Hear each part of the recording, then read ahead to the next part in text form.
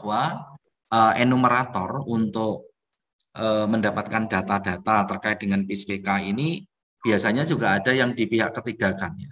Jadi nanti makanya jangan heran kalau ada beberapa kabupaten kota data IKS awal itu sudah didapatkan seluruhnya. Jadi sudah 100% karena nanti dari data-data yang dikumpulkan dari enumerator ini. Jadi dia memakai jasa dari pihak ketiga.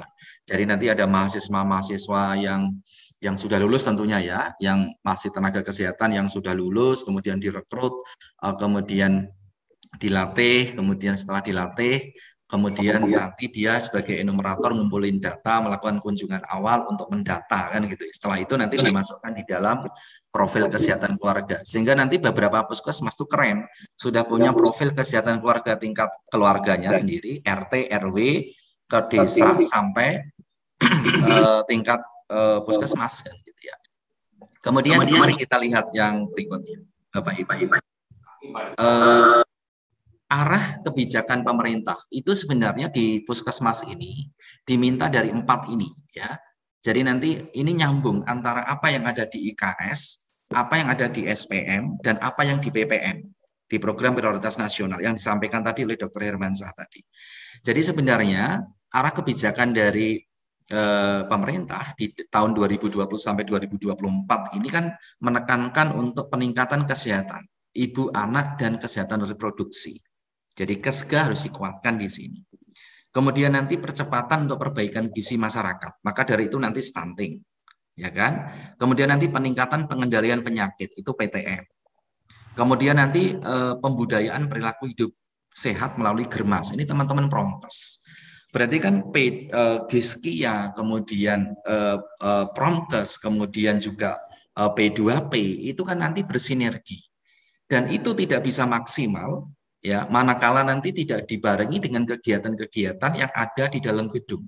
Kalau yang kebijakan yang kelima ini kan penguatan sistem kesehatan, pengawasan obat dan makanan. Mungkin kan itu tidak merupakan area yang dimiliki oleh puskesmas. 4 komponen inilah yang harus betul-betul dicermati oleh puskesmas. Nanti yang kita akan operasionalkan di dalam kegiatan di apa intervensi lanjut dari PISPK ketika kita sudah mendapatkan data dan sudah melakukan intervensi awal, kemudian nanti intervensi lanjut itu kan harus dikoordinasikan dengan teman-teman yang ada di mana yang ada di masing-masing koordinator pelayan, sehingga nanti optimalisasi penguatan pelayanan kesehatan dasar melalui pendekatan keluarga itu bisa, kan gitu ya Bapak Ibu. Nah, ini yang menarik lagi. Jadi apa sih yang harus kita lakukan terkait dengan ini?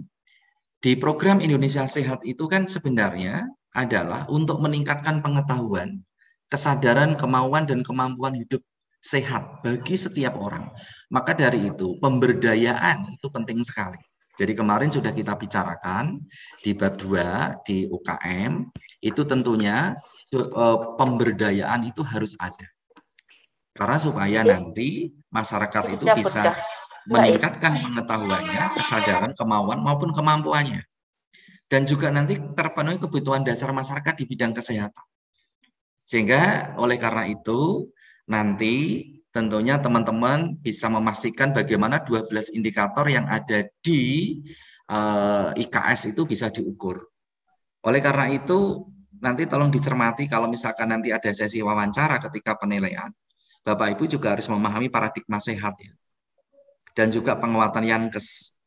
Jadi nanti penguatan Yankes ini kan dilakukan dengan peningkatan akses, mutu, dan seterusnya. Ya, mari kita lihat kalau ini mungkin hanya barangkali Bapak Ibu sudah ingin mendapatkan, saya ingin menyamakan persepsi dulu.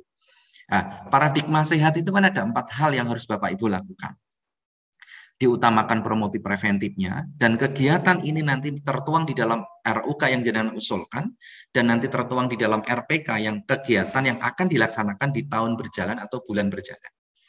Kemudian ada paradigma juga yang harus disampaikan kepada masyarakat, menjaga itu lebih baik daripada mengobati. Kemudian prioritas pendanaan pada pemenuhan kegiatan promotif preventif itu nanti itu diutamakan, baru nanti digunakan untuk yang kuratif. Makanya di puskesmas diminta sekarang ada kunjungan sehat. Kemudian yang penting lagi adalah pemberdayaan masyarakat dan penguatan UKBM. Oleh karena itu, teman-teman yang ada di bab 1, yang ketika akreditasi ada di bab 1, 2, 3, teman-teman yang ditunjuk oleh kampusnya selaku penanggung jawab jaringan dan jejaring, ini juga akan terlibat nanti membina UKBM. UKBM itu kan merupakan bentuk operasionalisasi dari Germas.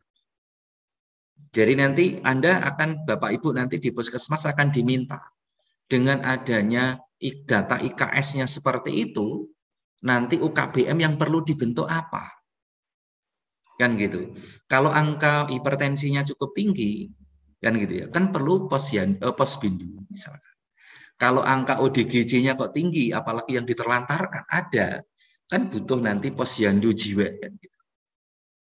Nah, itu kan bentuk-bentuk UKBM yang harus dilakukan nanti ya. Jadi nanti Bapak Ibu saya akan cerita bagaimana merumuskan dari tahap demi tahap ya. Oke, kemudian pendekatan keluarga ini Bapak Ibu, ini kan cara puskesmas tadi ya untuk mendekatkan diri dengan masyarakat kan gitu ya. Nanti kan sehingga pendekatan ini sekali lagi, jadi PISPK itu pendekatan pelayanan yang mengintegrasikan UKP dan UKM. Oke, tidak bisa berdiri sendiri. Misalkan terjadinya adanya, misalkan PTM-nya kok ini angka hipertensinya kok masih tinggi. Berarti nanti bagaimana untuk mengendalikan itu? Berarti ada kunjungan pasien-pasien hipertensi meningkat dan dilayani sesuai dengan standar. Itu kan area OKP. Nanti promotif preventifnya itu kan merupakan bidang kerjaan dari teman-teman di UKM. Dan itu dilakukan secara berkesinambungan dengan target keluarga tentunya. Nanti teman-teman Perkesmas ikut andil di dalamnya. Kemudian didasari data dan informasi dari Prokesganya. Yang jadi masalah itu kalau Puskesmas itu belum punya Prokesga yang matang gitu. Sehingga nanti sulit untuk bisa melakukan intervensi lanjutnya. Nah, ketika kita sudah melakukan ini, tujuannya sudah bagus nanti. Jadi bisa untuk meningkatkan akses keluarga tentunya terhadap layanan kesehatan yang komprehensif gitu ya. Kalau ada PTM seperti ini butuh kunjungan ke puskesmas gitu kan. Kemudian bisa mendukung pencapaian SPM kan gitu ya. Kemudian juga bisa mendukung pelaksanaan dari JKN. Karena nanti kepesertaannya itu kan menjadi indikator di dalam IKS dan mendukung tercapainya program Indonesia Sehat. Oke ya, jadi kita nanti tidak hanya sekedar memenuhi EP di PISPK di 2.5. Makanya ini saya giring dulu supaya nanti Bapak Ibu penyamakan persepsi di dalam bagaimana PISPK ini. Jadi kalau teman-teman yang sudah baru selesai pelatihan mungkin MP itu juga digodok lagi PISPK-nya, pelatihan manajemen puskesmas ini. Bapak Ibu kapus yang baru barangkali kan wajib itu untuk mengikuti pelatihan manajemen puskesmas. Kemudian apa yang baru dari sini? Dengan adanya PISPK ini. Jadi pendekatan keluarga ini memang sudah pernah dilakukan seperti program Perkesmas waktu itu. Ya, kita kan ada kunjungan paling tidak 4 kali ya dalam setahun gitu ya. Untuk teman-teman yang beresiko kan tentunya. Dan PHBS tatanan rumah tangga itu sudah dilakukan. Tapi yang baru di dalam kegiatan PISPK ini kan cakupannya total coverage. Jadi tidak hanya sampel, tidak hanya keluarga yang beresiko, semua adalah nanti akan dilakukan kunjungan rumah, akan didata. Sehingga nanti IKS-nya berapa. Kalau IKS-nya kalau masih 0, di bawah 0,8, berarti kan bermasalah. Sehingga nanti cakupannya total coverage, dan puskesmas nanti harus mempunyai database kesehatan seluruh keluarga di wilayah kerjanya. Jadi nanti punya profil kesehatan keluarganya di tingkat puskesmas. Di desa ini permasalahan kesehatannya apa? Sehingga nanti UKBM-nya di desa ini sama di desa lain mungkin berbeda. Germasnya mungkin berbeda. Ini kan based on dari profil kesehatan keluarga di wilayah itu. Ini yang harus Bapak Ibu cermati ya. Jadi substansinya itu kan ada 12 indikator. Yang terpilih tadi mewakili kesehatan prioritas yang akan ditanggulangi selama 5 tahun ini. Jadi di tahun 2020 sampai 2024 prioritas pemerintah itu kan ini yang harus di 4 kesehatan prioritas ini kan yang tadi yang saya sudah matur untuk peningkatan kesehatan ibu dan anak ya dan kesehatan reproduksinya, kemudian juga percepatan perbaikan gizi masyarakatnya, peningkatan untuk pengendalian penyakit khususnya hipertensi kan gitu ya DM, kemudian juga PTM ya, kemudian pembudayaan perilaku hidup sehat dan melalui Germas. Ini 4 inilah yang menjadi prioritas dari pemerintah yang dieksekusi oleh teman-teman di Puskesmas dengan penguatan PISPK ini, dan tentunya nanti dengan ditambah lagi ada program prioritas nasional nanti yang akan saya bahas gitu ya. Oke, jadi proaktif ini menjangkau keluarga ya teman-teman ya. Sebelum saya bicara elemen penilaian di akreditasi, mari kita cermati dulu. Kita itu harus proaktif menjangkau keluarga. Misalkan balita tidak datang ke penimbangan posyandu, berarti kan segera dilakukan kunjungan rumah agar dapat dilakukan deteksi dini keadaan balita yang bersangkutan. Iya kan? Atau proaktif ke keluarga harus dilakukan untuk menemukan apa? 2/3 penderita PTM misalkan, hipertensi yang belum sadar bahwa mereka menderita PTM. Makanya kan ada kegiatan-kegiatan dari Posbindu itu kan penting. Kemudian nanti maka dari itu pendekatan keluarga secara total itu adalah diperlukan. Dan teman-teman mungkin sudah tolong dibuka kembali ya. Instrumen yang digunakan di tingkat keluarga kan sudah ada. Di sana sudah ada prokesga ya, profil kesehatan keluarganya. Dan di situ ada pinkesganya ya, tentunya. Nanti tolong itu disiapkan betul itu. Jadi instrumennya, profilnya, dan pinkesganya. Jadi paket informasi kesehatan keluarga. Jadi media-media yang digunakan untuk menyampaikan informasi. Ya, jadi prokesga, pinkesga. Gitu. Kemudian tolong kalau mau PISPK-nya keren, itu berarti forum komunikasi juga harus dikembangkan untuk kontak dengan keluarganya. Bisa dilakukan FGD ya, bisa dasawisma, PKK kan. Kemudian kesempatan konseling juga di UKBM, misalkan Posyandu, Posbindu, Pos UKK, Pos UDUKS, Pos Kestren itu. Itu kan semua kan upaya kesehatan bersumber daya masyarakat yang harus kita kembangkan. Nah, ini maka dari itu penanggung jawab jaringan dan jejaring ini juga harus ikut membina ini. Dan gitu ya. Kemudian forum-forum yang sudah ada di masyarakat, rembuk desa gitu. Kalau sudah punya profil kesehatan desa, itu keren lagi. Bapak Ibu nanti Bapak Ibu kepala puskesmas tolong menugaskan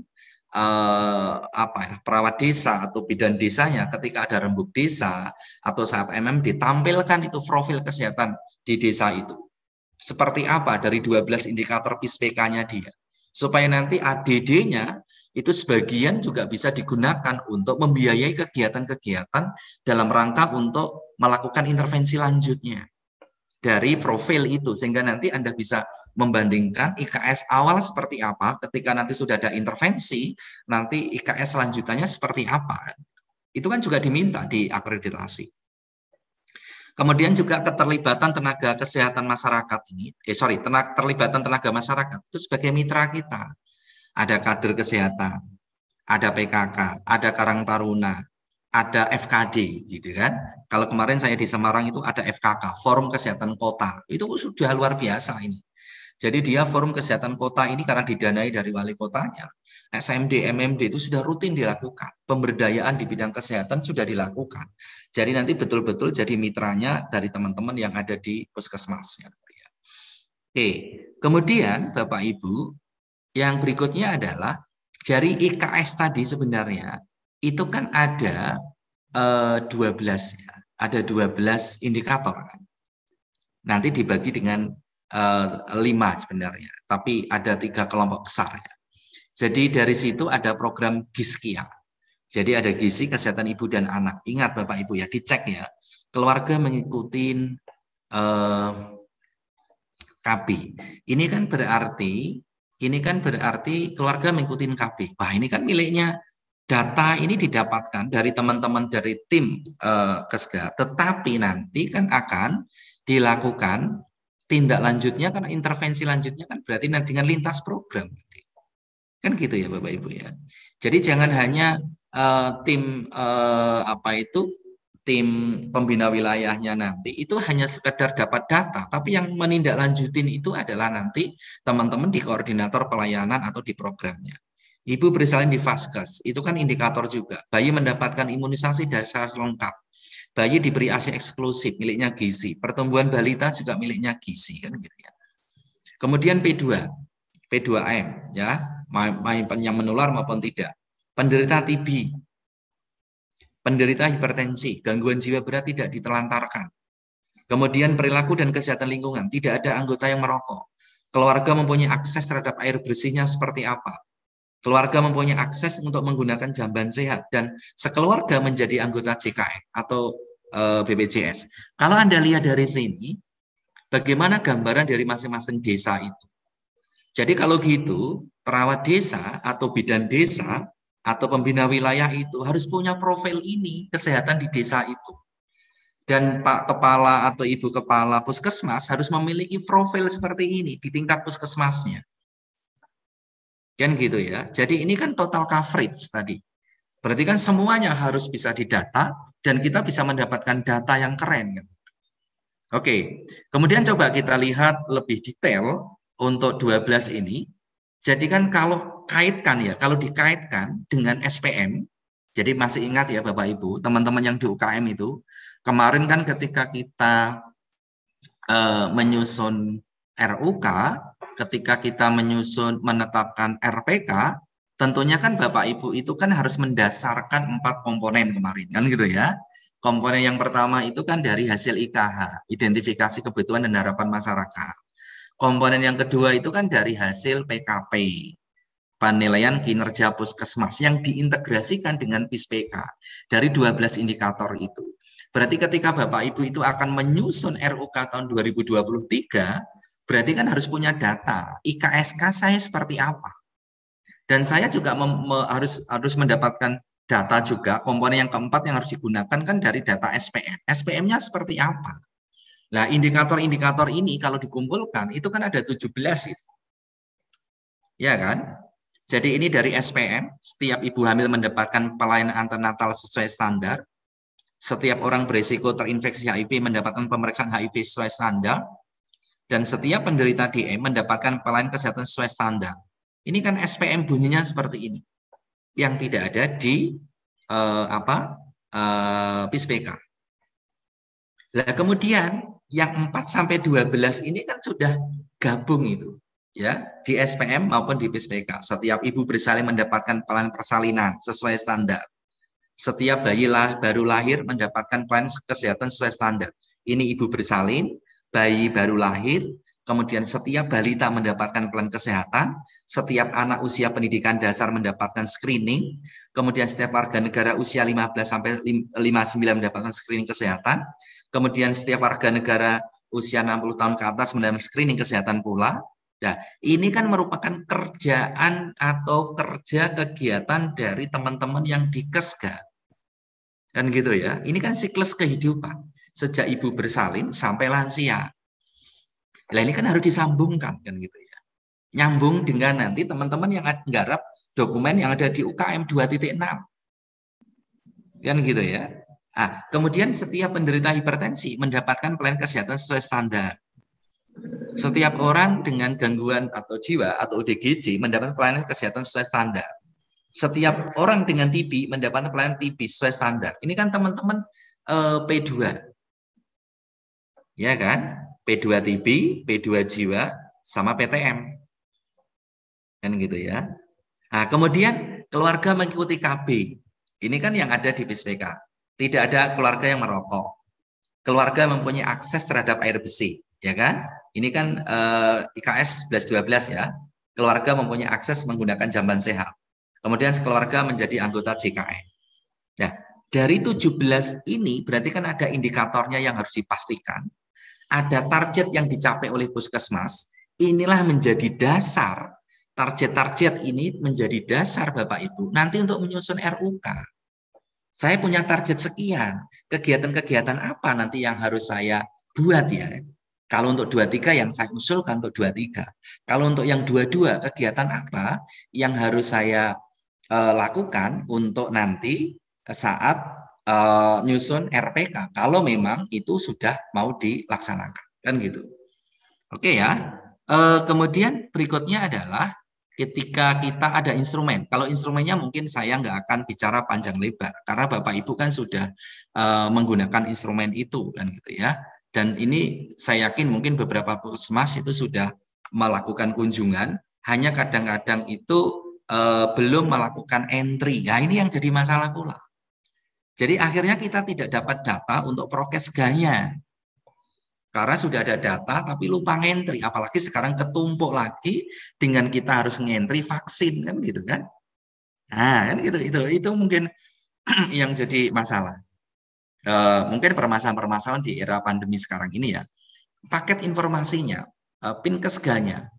Jadi berupa mungkin flyer, mungkin leaflet, mungkin buku saku atau lainnya, itu juga nanti yang diberikan kepada keluarga sesuai masalah yang dihadapinya. Ini kan penting dan perlu dianggarkan. Kan gitu ya. Jadi kan perlu dianggarkan kalau untuk dieksekusi 23 tolong dimasukkan di RUK. Tetapi nanti kalau itu mau dieksekusi di tahun 2022, kegiatan seperti ini kan harus masuk di RPK.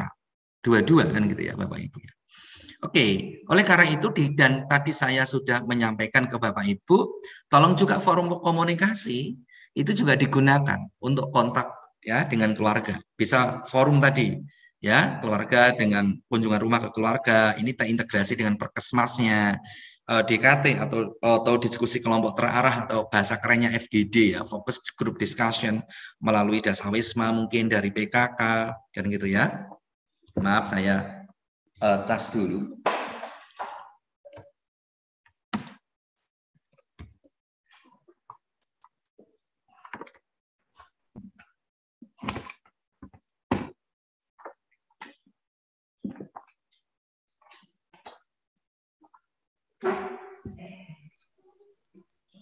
Oke. Kemudian juga bisa melalui UKBM, Posyandu, Posbindu, Pos UKK gitu ya. Itu forum-forum harus digunakan. Atau forum-forum yang sudah ada di masyarakat seperti Majelis Taklim, Rembuk Desa, Selapanan dan seterusnya. Silakan Bapak Ibu, forum-forum itu adalah digunakan juga untuk menyampaikan segala sesuatu terkait data dari PISPK yang butuh nanti tentunya untuk intervensi lanjut juga. Nah, sedangkan keterlibatan tenaga dari masyarakat sebagai mitra juga diupayakan seperti kader kesehatan, kader posyandu, posbindu, kader poskestren, kader PKK itu ya, termasuk pengurus organisasi. Sudah saya sampaikan tadi di depan, sehingga ini adalah nanti bisa mensukseskan itu. Kemudian di sini di pelaksanaan pendekatan keluarga oleh puskesmas, tentunya nanti pelaksanaan dari pelaksanaan program Indonesia Sehat dengan pendekatan keluarga ini di tingkat puskesmas itu dilakukan dengan kegiatan-kegiatan seperti ini ya. Jadi nanti melakukan pendataan kesehatan keluarga, jadi dengan menggunakan Prokesga. Tentunya nanti kan bisa oleh pembina keluarga. Jadi nanti puskesmas harus mengeluarkan SK tim pembina keluarga. Ya kan? Walaupun nanti pelaksananya bisa dibantu lah diatur oleh kader kan gitu ya, supaya bisa memudahkan kita kunjungan rumahnya. Kemudian membuat dan mengelola pangkalan data puskesmas oleh tenaga pengelola data puskesmas. Kan kalau Anda lihat kan ada koordinatornya, nanti juga ada surveyornya, kemudian ada adminnya kan gitu ya. Itu tolong dipastikan di puskesmas itu ada. Dan pangkalan data itu harus dikawal betul oleh SIP-nya, oleh sistem informasi puskesmasnya. Kalau itu lemot, gitu, ngentri data, sementara data yang kemarin malah hilang, nah itu yang jadi masalah. Nah, semoga saja tidak terjadi di Bapak Ibu semua ya. Kemudian dianalisis, kemudian diintervensi masalah kesehatannya dan menyusun rencana puskesmas dipimpin oleh pimpinan puskesmasnya. Kalau mau melakukan intervensi lanjut silakan berdasarkan data, nanti koordinasi juga dengan siapa? Dengan koordinator pelayanannya. Jadi nanti melaksanakan penyuluhan kesehatan melalui kunjungan rumah, ya kan? Kemudian juga melaksanakan pelayanan profesional dalam gedung dan luar gedungnya. Kemudian juga melaksanakan sistem informasi pelaporan puskesmas oleh tenaga pengelola data di puskesmas itu. Kemudian kegiatan-kegiatan itu harus diintegrasikan ya Bapak Ibu ya. Jadi kalau misalkan jenengan mau mengusulkan kegiatan berarti juga harus direncanakan di B1-nya ketika nyusun RUK RPK. Ketika mau melakukan kunjungan rumah atau melakukan kegiatan penyuluhan, kaitkan dengan P2-nya, penggerakan dan pelaksanaan. Ini masalahnya ini adalah miliknya program apa. Kalau mau penyuluhan terkait dengan merokok, oh ini miliknya Promkes. Walaupun data itu didapatkan data dari hasil data IKS oleh tim pembina keluarga. Kan gitu ya. Tetapi yang menjalankan tentunya yang menjalankan ini adalah dari koordinator. Gitu ya Bapak Ibu ya, koordinator pelayanan. Kan gitu. Kemudian nanti akan dilakukan juga di P3-nya, dievaluasi kinerja yang ditetapkan. Nanti saya akan bahas ini di elemen penilaiannya. Maka dari itu, maaf Bapak Ibu, kalau misalkan di Puskesmas belum punya Pinkesga, ya tolong itu diupayakan. Jadi nanti Pinkesga ini entah itu pengadaannya dari DAK non fisik misalkan dari Dinkes atau mungkin dianggarkan sendiri di RPK-nya Puskesmas dipersilahkan. Selain ada kita memiliki Prokesga, profil kesehatan keluarga, ketika kita melakukan kunjungan supaya nanti bisa informasi yang disampaikan itu menarik dan bisa diterima, masyarakat jadi tahu, jadi mau merubah, jadi mampu untuk melakukan perubahan dengan perilaku hidup bersih dan sehat, tentunya dibutuhkan Pinkesga. Kalau misalkan ada yang kurang, berarti nanti Pinkesga harus dianggarkan. Ya, nanti lintas program. Oke, kebutuhan PISPK untuk Pinkesga, tolong ini dimasukkan di teman-teman di Promkes kan gitu ya, untuk promosi kesehatannya gitu ya.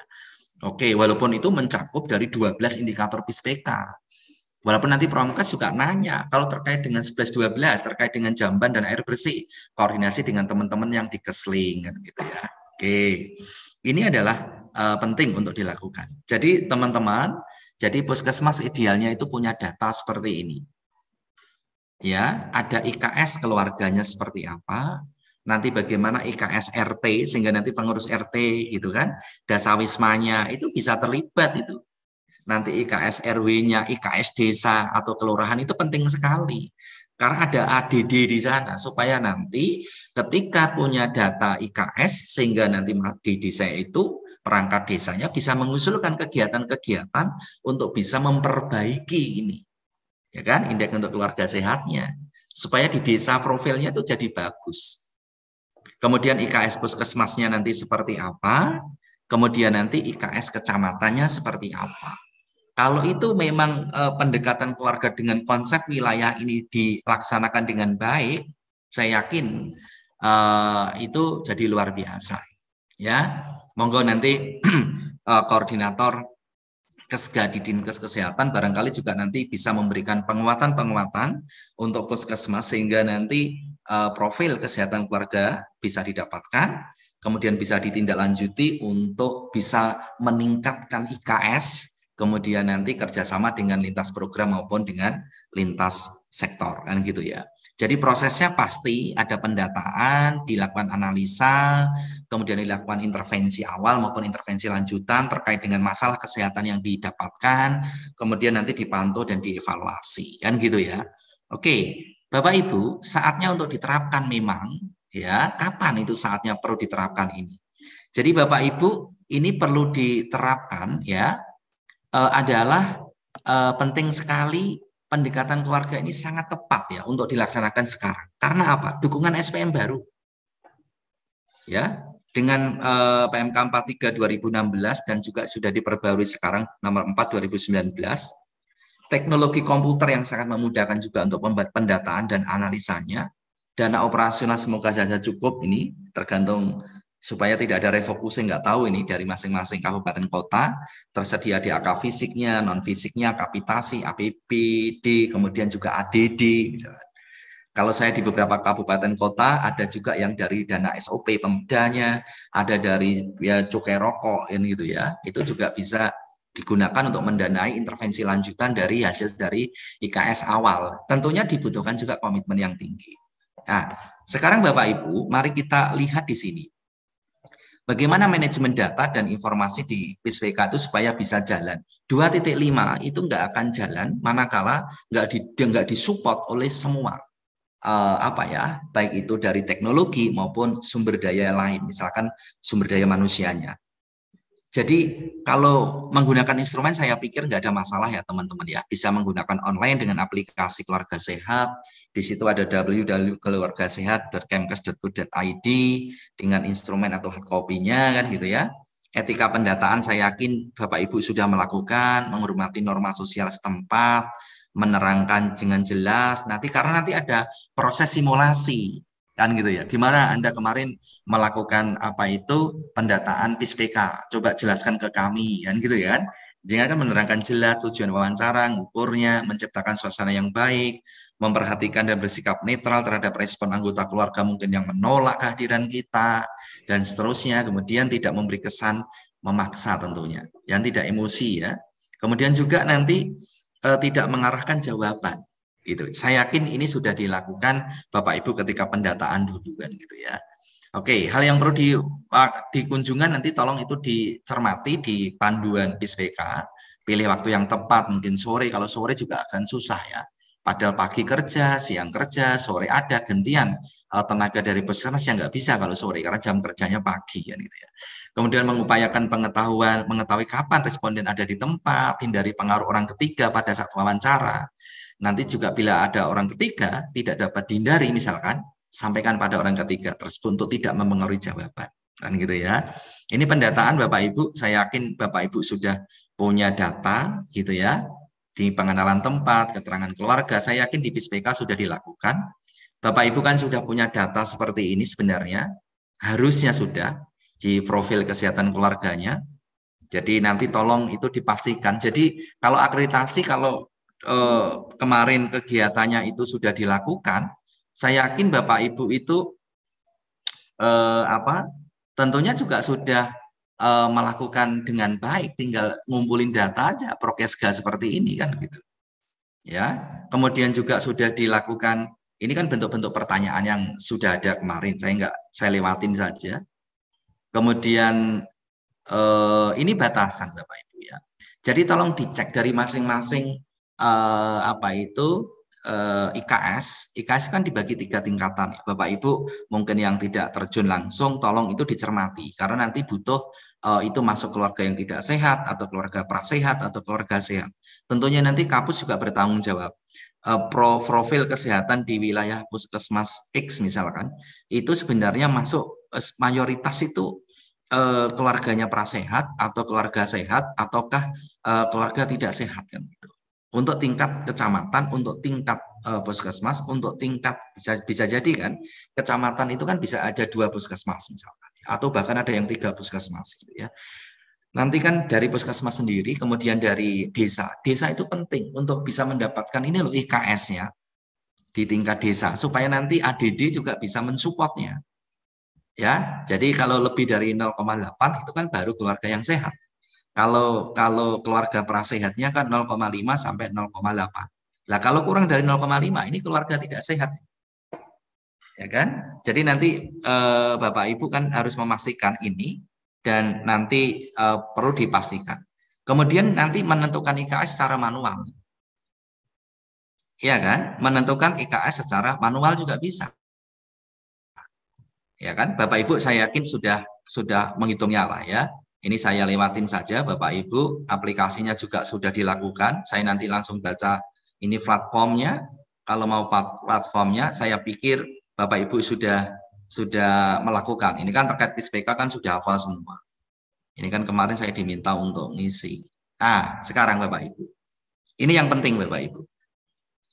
Nanti di elemen penilaian itu akan ditanya pula Bapak Ibu. Indikator keluarga sehat ini kan misalkan keluarga mengikuti program KB. Lintas sektor yang akan terlibat itu siapa sih? Kan gitu ya. Di samping itu nanti pendukung keberhasilannya itu apa yang harus dilakukan di puskesmas untuk IKS 1 ya, untuk indikator keluarga sehat yang pertama. Indikator keluarga sehat yang pertama itu kan keluarga mengikuti program KB. Berarti kalau gitu teman-teman di Kesga kan gitu ya. Berarti harus tersedia plan KP sampai tingkat desa, PKD-nya jalan kan gitu. Promosi KB oleh tenaga kesehatan dilakukan. Promosi KB oleh pemuka-pemuka agama gitu kan. Kemudian pendidikan kesehatan reproduksi di SLTA. Nanti teman-teman di PKPR itu harus ngisi kegiatan itu kan gitu ya. Baik itu pendidikan Kespro, baik itu di perguruan tinggi, di PNS dan seterusnya. Kampanye nasional KB gitu kan, atau safari KB. Tentunya juga tersedia plan medis KB sampai di puskesmas. Loh ini kan pendukung keberhasilan. Jadi nggak bisa Anda hanya sekedar mendapatkan data IKS-nya, Tapi jenengan juga tidak menyiapkan pendukung keberhasilan dari IKS pertama. Tentunya nanti pihak-pihak terkait juga harus terlibat ya di tingkat kecamatan itu siapa, monggo nanti Bapak Ibu juga harus memastikan mungkin BKKBN ya, mungkin KUA-nya. Jadi KUA itu kan bisa disampaikan, misalnya kelas catin kan gitu ya di Kesga. Jadi kelas calon pengantin di ada materi kesehatan reproduksi, tentunya nanti kan itu kan bisa terlibat kan gitu ya. Kemudian di pendidikan, kemudian di sekolahan-sekolahan dan seterusnya. Itu baru yang IKS yang pertama. Gimana IKS yang kedua? IKS kedua itu kan ibu melakukan persalinan di Vaskes. Nah, tentunya sudah ada kebijakan dari pemerintah memang persalinan kan harus ditolong oleh tenaga kesehatan dan di fasilitas kesehatan. Oke ya. Ini kan penting harus dicermati. Jadi misalnya ini ya, ibu melakukan persalinan di fasilitas kesehatan. Di situ kan ada tersedianya pelayanan puskesmas yang berkualitas. Tersedianya rumah tunggu kelahiran, misalkan kalau ada ini. Oke ya. Kemudian juga ada alat transportasi ambulan. Nah, ini kan sekarang sudah ada ambulan desa ya, misalkan itu. Untuk bumil di tempat-tempat yang memerlukan. Bahkan dulu sebelum ada ambulan desa itu, bidan desa itu menyediakan atau ada orang yang mampu menyediakan untuk ambulan desa. Kemudian tersedianya pelayanan ANC atau senam ibu hamil di puskesmas. Atau promosi oleh tenaga kesehatan oleh kader tentang persalinan di Vaskes. Ini kan harus dilakukan. Jadi nanti program-program kegiatan untuk intervensi lanjut itu apa? Itu yang harus dilakukan nanti dengan Bapak Ibu semua ya. Yang ketiga, bayi mendapatkan imunisasi dasar lengkap. Berarti apa faktor pendukungnya? Berarti kan harus tersedianya pelayanan imunisasi dasar di puskesmas lengkap. Termasuk kalau ada jejaring klinik-klinik gitu ya, atau jaringan PKD yang menyelenggarakan imunisasi kan gitu ya. Dipastikan promosi oleh tenaga kesehatan di Vaskes tentang imunisasi dasar juga, promosi oleh pemuka agama ketika kita bisa kerjasama lintas sektor, promosi oleh kader PKK, kampanye nasional, ada bulan imunisasi anak sekolah termasuk di dalamnya kan gitu. Nah ini kan untuk IKS yang ketiga kan gitu ya. Kemudian coba indikator kesehatan keluarga. Indikator keluarga sehat ini. Bayi mendapatkan air susu ibu ASI eksklusif selama 6 bulan. Berarti kan di puskesmas harus tersedianya pelayanan konseling ASI yang eksklusif. Kemudian di puskesmas juga kalau di ruang tunggu dekat pendaftaran di zona sehat tentunya, berarti harus disediakan pojok ASI kan gitu kan. Jangan sampai mau menyusui ternyata wah, malah nggak ada tempat untuk menyusui kan gitu ya. Wong di bis saja dilarang mengeluarkan anggota badan kan gitu ya. Masa di puskesmas akan mengeluarkan anggota badan menyusui anaknya dilihat banyak orang kan gitu ya. Nah, ini nanti teman-teman di puskesmas juga perlu dipikirkan ini pojok menyusui kan gitu.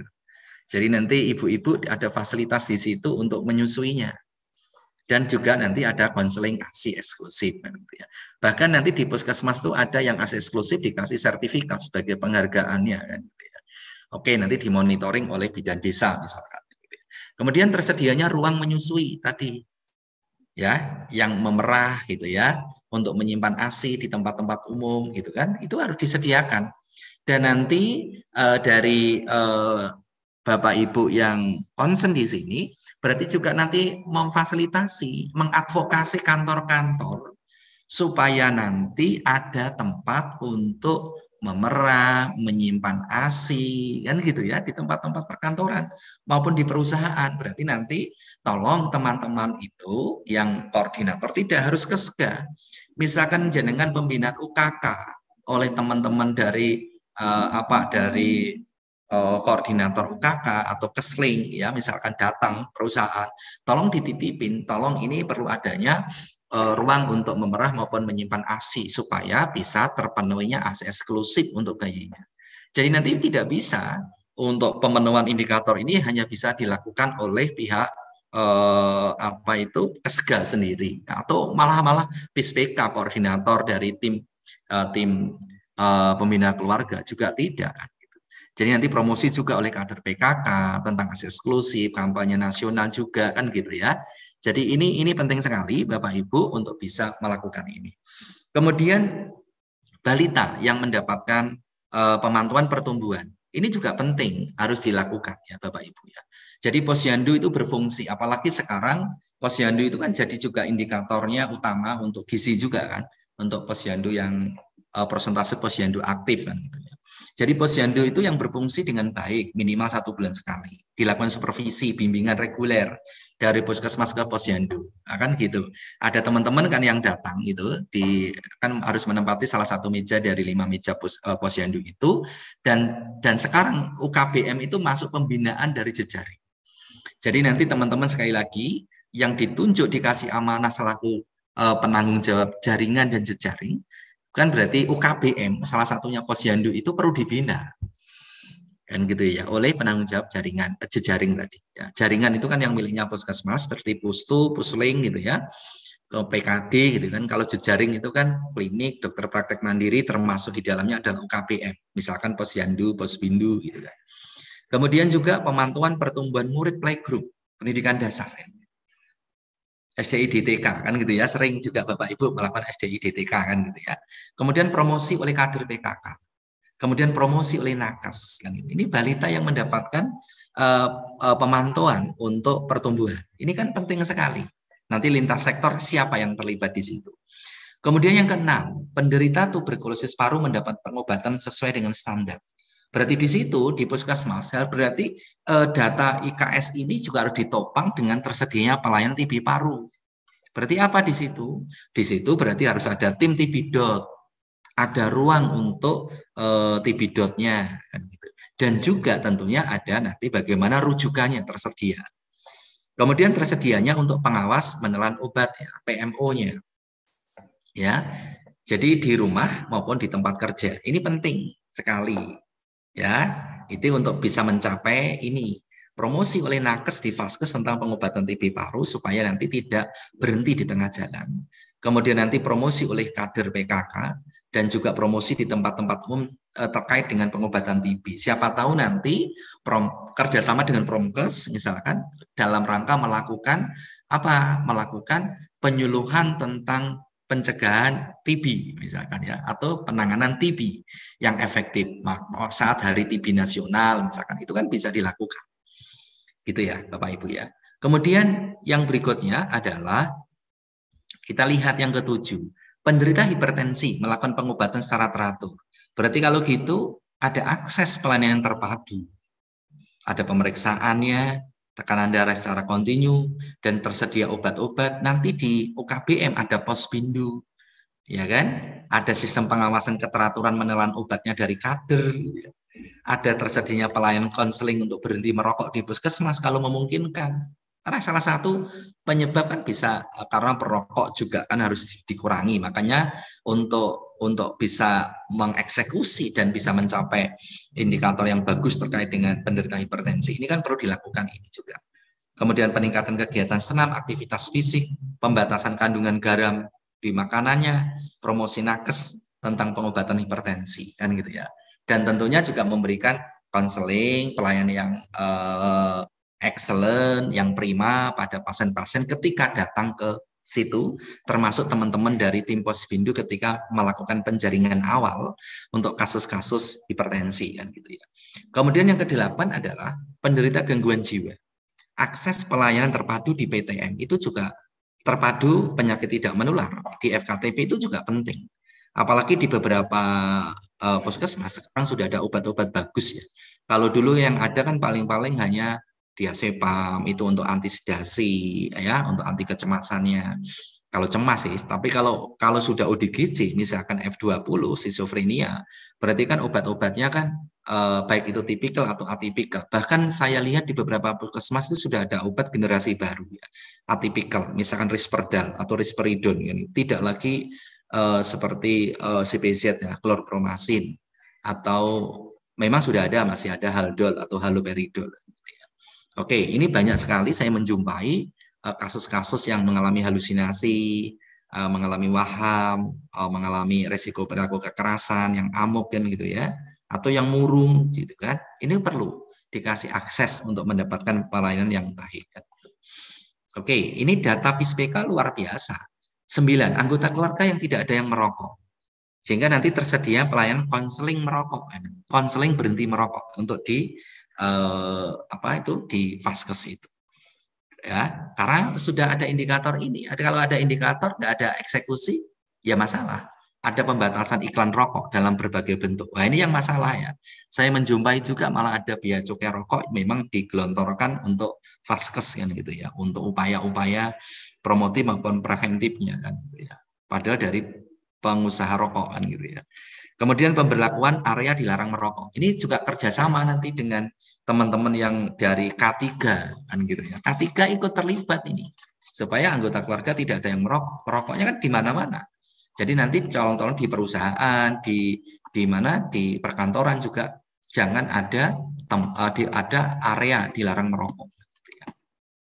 Kemudian pemberlakuan area dilarang merokok di sekolah dan seterusnya. Kemudian juga pemberlakuan batas usia pembeli rokok kalau perlu kan gitu ya. Ini kan ada kebijakan-kebijakan nasional yang harus ada keberpihakan. Bagaimana anggota keluarga untuk tidak ada yang merokok. Ketika saya mengisi di Kudus dikomentari, loh Pak, kami banyak dana juga digelontorkan ke kami kan gitu ya. Untuk dari bea cukai rokok kan gitu ya. Kalau nanti dan ini yang jadi permasalahan. Kalau saya di Kulon Progo memang waktu Bupati dulu Pak Hasto itu sudah memang melarang ada iklan rokok di sana gitu ya.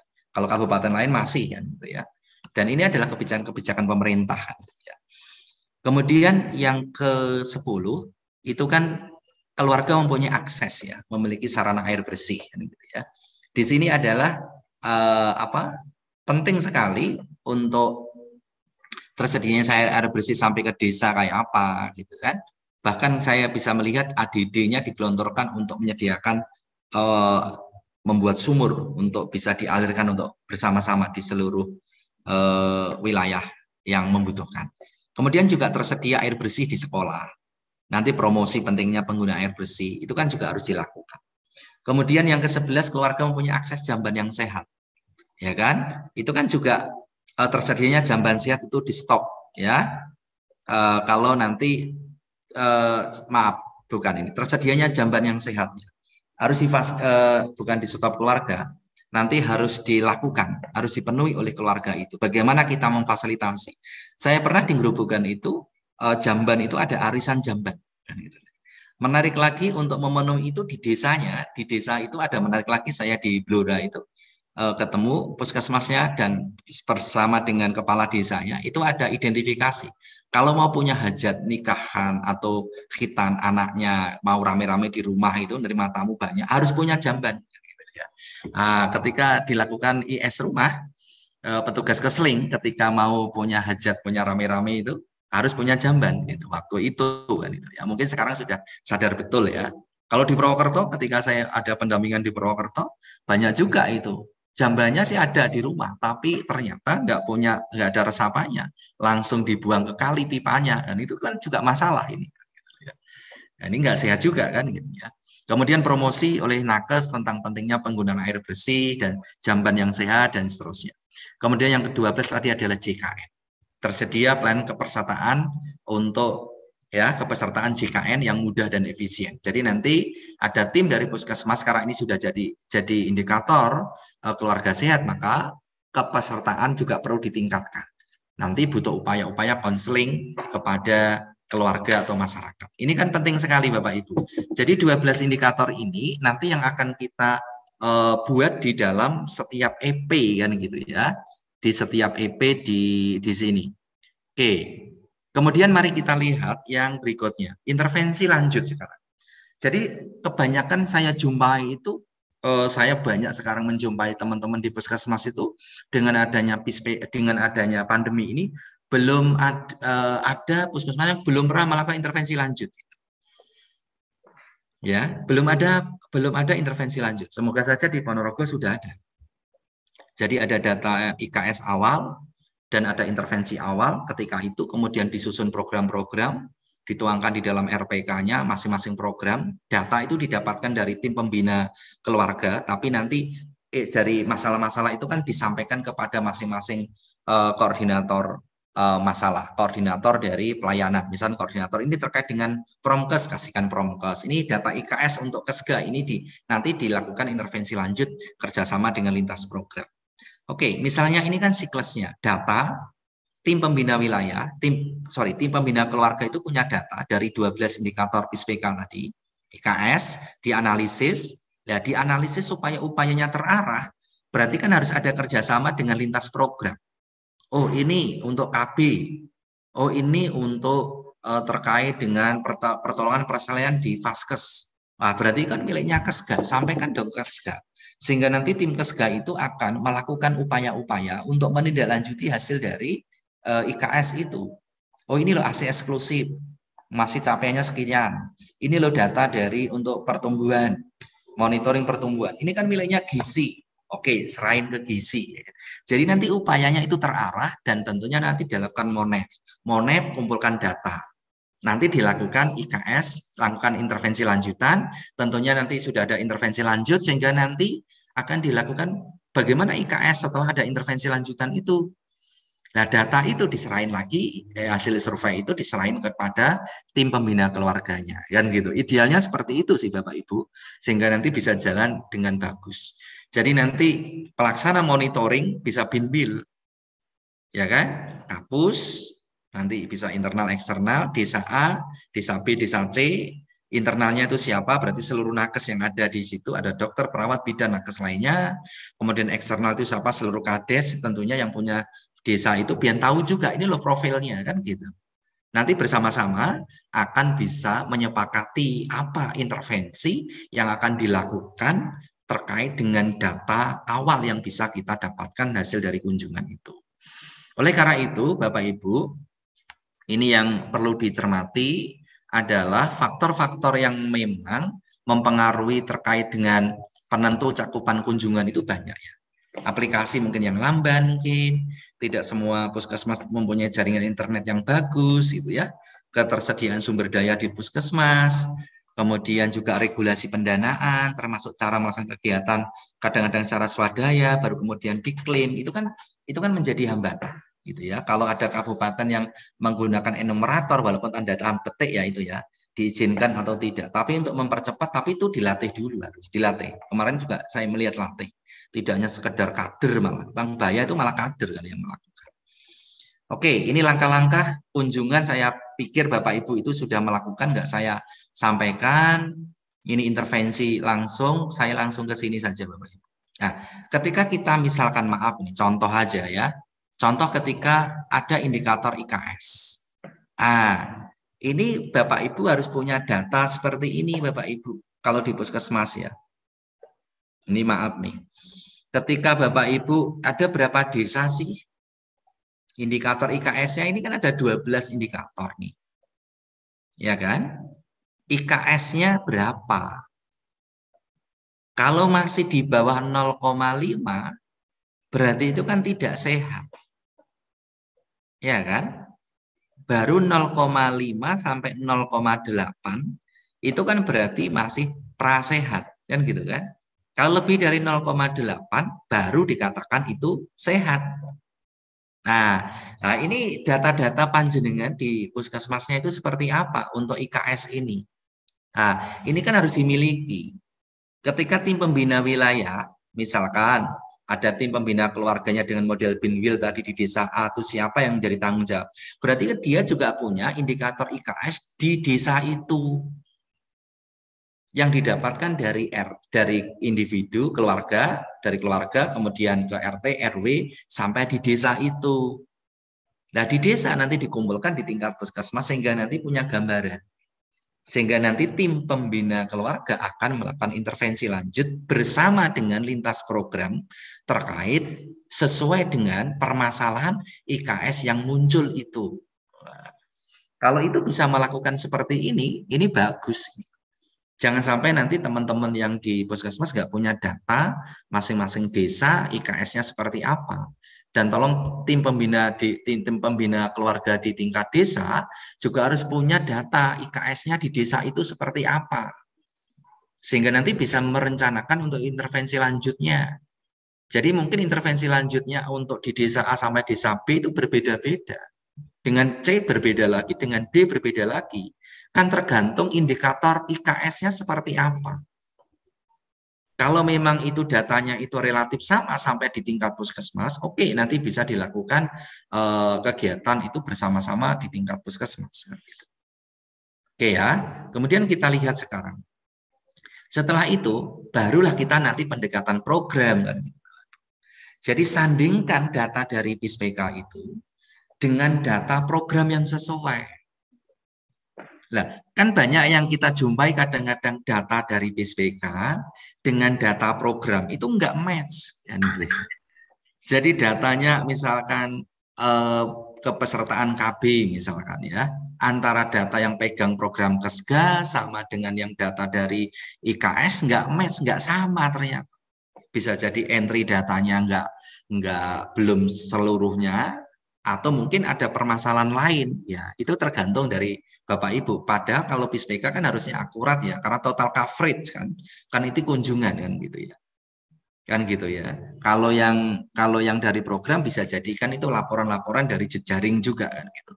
Kalau dari jejaring itu kan ada yang memberikan layanan KB misalkan. Oke, kemudian kedua data ini tidak apple to apple. Jadi karena unit analisanya mungkin berbeda Bapak Ibu. Oleh karena itu, program ini menggunakan unit analisis individu ya. Sementara unit analisis PISPK berbasis pada keluarga. Tapi perlulah menyandingkan nanti tanpa ada gap yang perlu ditindaklanjuti. Nanti bila ada keganjilan, berarti perlu dilakukan verifikasi data. Bila sudah verifikasi, ya kan, segera membuat roadmap terhadap apa? Cakupan kunjungan keluarganya. Dari 30 misalkan menjadi 100, peningkatan IKS, dan 12 indikator tadi, untuk tahun depannya lagi gitu kan. Kemudian cari intervensi yang sesuai dengan pencapaian IKS dengan 12 indikator keluarga sehat itu. Nah, kemudian Bapak Ibu, ini kan indikatornya ya Bapak Ibu ya. Ini kan indikatornya. Misalkan keluarga mengikuti program KB, apa sih intervensi lanjutnya yang harus kita lakukan? Ini nanti kan Bapak Ibu diminta untuk menyusun ini kan. Ya, di dalam kegiatan ini Bapak Ibu nanti harus menyusun kegiatan-kegiatan yang terkait dengan data IKS itu.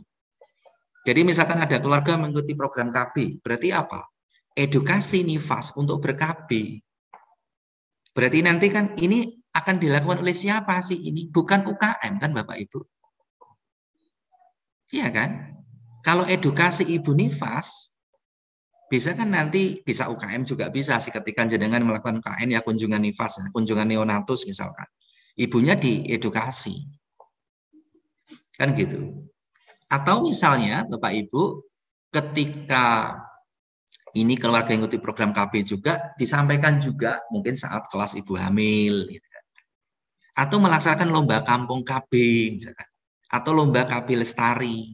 Itu kan upaya-upaya intervensi lanjut yang bisa dilakukan. Dan ini adalah idealnya memang tidak apple to apple dari desa yang satu dengan desa lainnya sama, tidak harusnya. Karena karakteristiknya itu berbeda. Maka dari itu bidan desa itu betul-betul menjadi menteri desanya betul ini. Jadi menteri segala menteri ini ya, tidak hanya menteri kesehatan gitu ya. Jadi ujung tombak betul itu untuk bidan desa ya dan perawat desa. Walaupun kadang-kala juga jadi ujung tombok kan gitu ya. Tidak hanya ujung tombak, tapi ujung tombok juga kan gitu ya. Ketika ada kegiatan harus tombok dulu kan gitu ya. Oke, ini juga penting ya. Yang pertama ini. Yang kedua misalkan persalinan ibu di Vaskes. Berarti apa? Memberikan dong paket pelayanan persalinan dengan bahan misalkan tambahin pijat bayi, edukasi ibu hamil akan pentingnya melahirkan di Vaskes. Saat dilakukan kapan sih? Saat kelas ibu hamil. Kan gitu kan? Kelas ibu hamil kan dilakukan di UKM. Kemudian saat UKP, apa? Saat melakukan ANC, kan gitu kan? Saat datang ke puskesmas melakukan ANC. Berarti kan perlu diedukasi itu. Kan gitu ya. Untuk melakukan persalinan di Vaskes, kan gitu ya. Ini kan ini atau mungkin saat dengan melakukan kunjungan rumah misalkan gitu ya. Kemudian yang ketiga, misalkan, apa yang ketiga? Bayi mendapatkan imunisasi dasar lengkap. Berarti intervensi lanjutnya apa kira-kira? Berarti kan pemberian sertifikat atau piagam imunisasi dasar lengkap misalkan untuk menjadikan persyaratan masuk sekolah. Saya ada salah satu puskesmas di Kota Semarang yang saya ikut berproses itu ya. Dia betul, dia adalah sudah menjadikan syarat untuk masuk sekolah itu harus ada imunisasi dasar lengkap kan itu. Jadi mau tidak mau ini dipantau betul oleh puskesmas kan. Dan puskesmas itu mengeluarkan sertifikat itu. Dan kerjasama dengan otomatis dinas pendidikan kan gitu ya. Supaya dapat apa itu regulasi dan justifikasi gitu ya. Kita mengadvokasi supaya untuk meningkatkan cakupan bayi yang mendapatkan imunisasi dasar lengkap ini. Ketika masuk TK harus ada nih buku KIA yang menunjukkan imunisasinya lengkap misalnya. Kan gitu ya. Kemudian yang keempat, bayi mendapatkan akses eksklusif. Juga sama, saya di beberapa puskesmas ya, di Kota Semarang, di Gerobokan, di Kudus itu ketika saya berproses dengan teman-teman di sana itu juga sama. Dia juga mencoba untuk memberikan dipantau, kalau dia 6 bulan itu betul-betul bisa memberikan akses eksklusif, itu dikasih sertifikat itu sebagai reinforcement ya, sebagai penguat kan gitu ya, sebagai mungkin dikasih bonus apa, hadiah juga apa, monggo kan gitu ya. Tergantung ketersediaan sumber daya yang ada. Itu kan salah satu upaya. Kemudian juga mengedukasi ibu hamil tentang perawatan payudara selama masa kehamilan gitu kan. Dan itu kan bisa dilakukan saat ANC ya, saat kelas ibu hamil kan itu. Jadi nanti intervensi lanjut itu bisa dilakukan secara terintegrasi.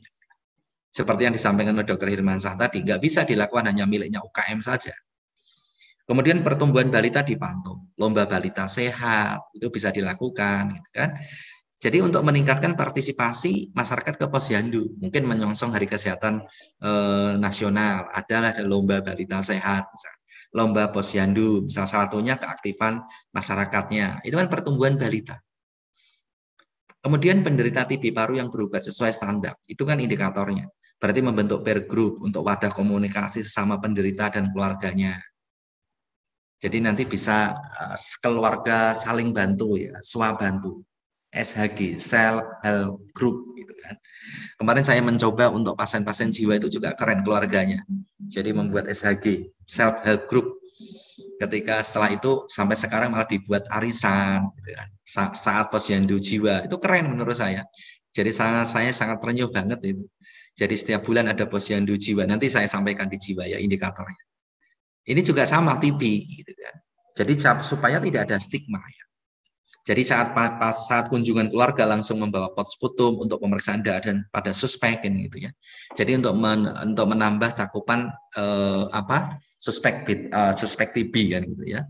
Jadi nanti saat kunjungan keluarga langsung membawa pot sputum untuk pemeriksaan darah.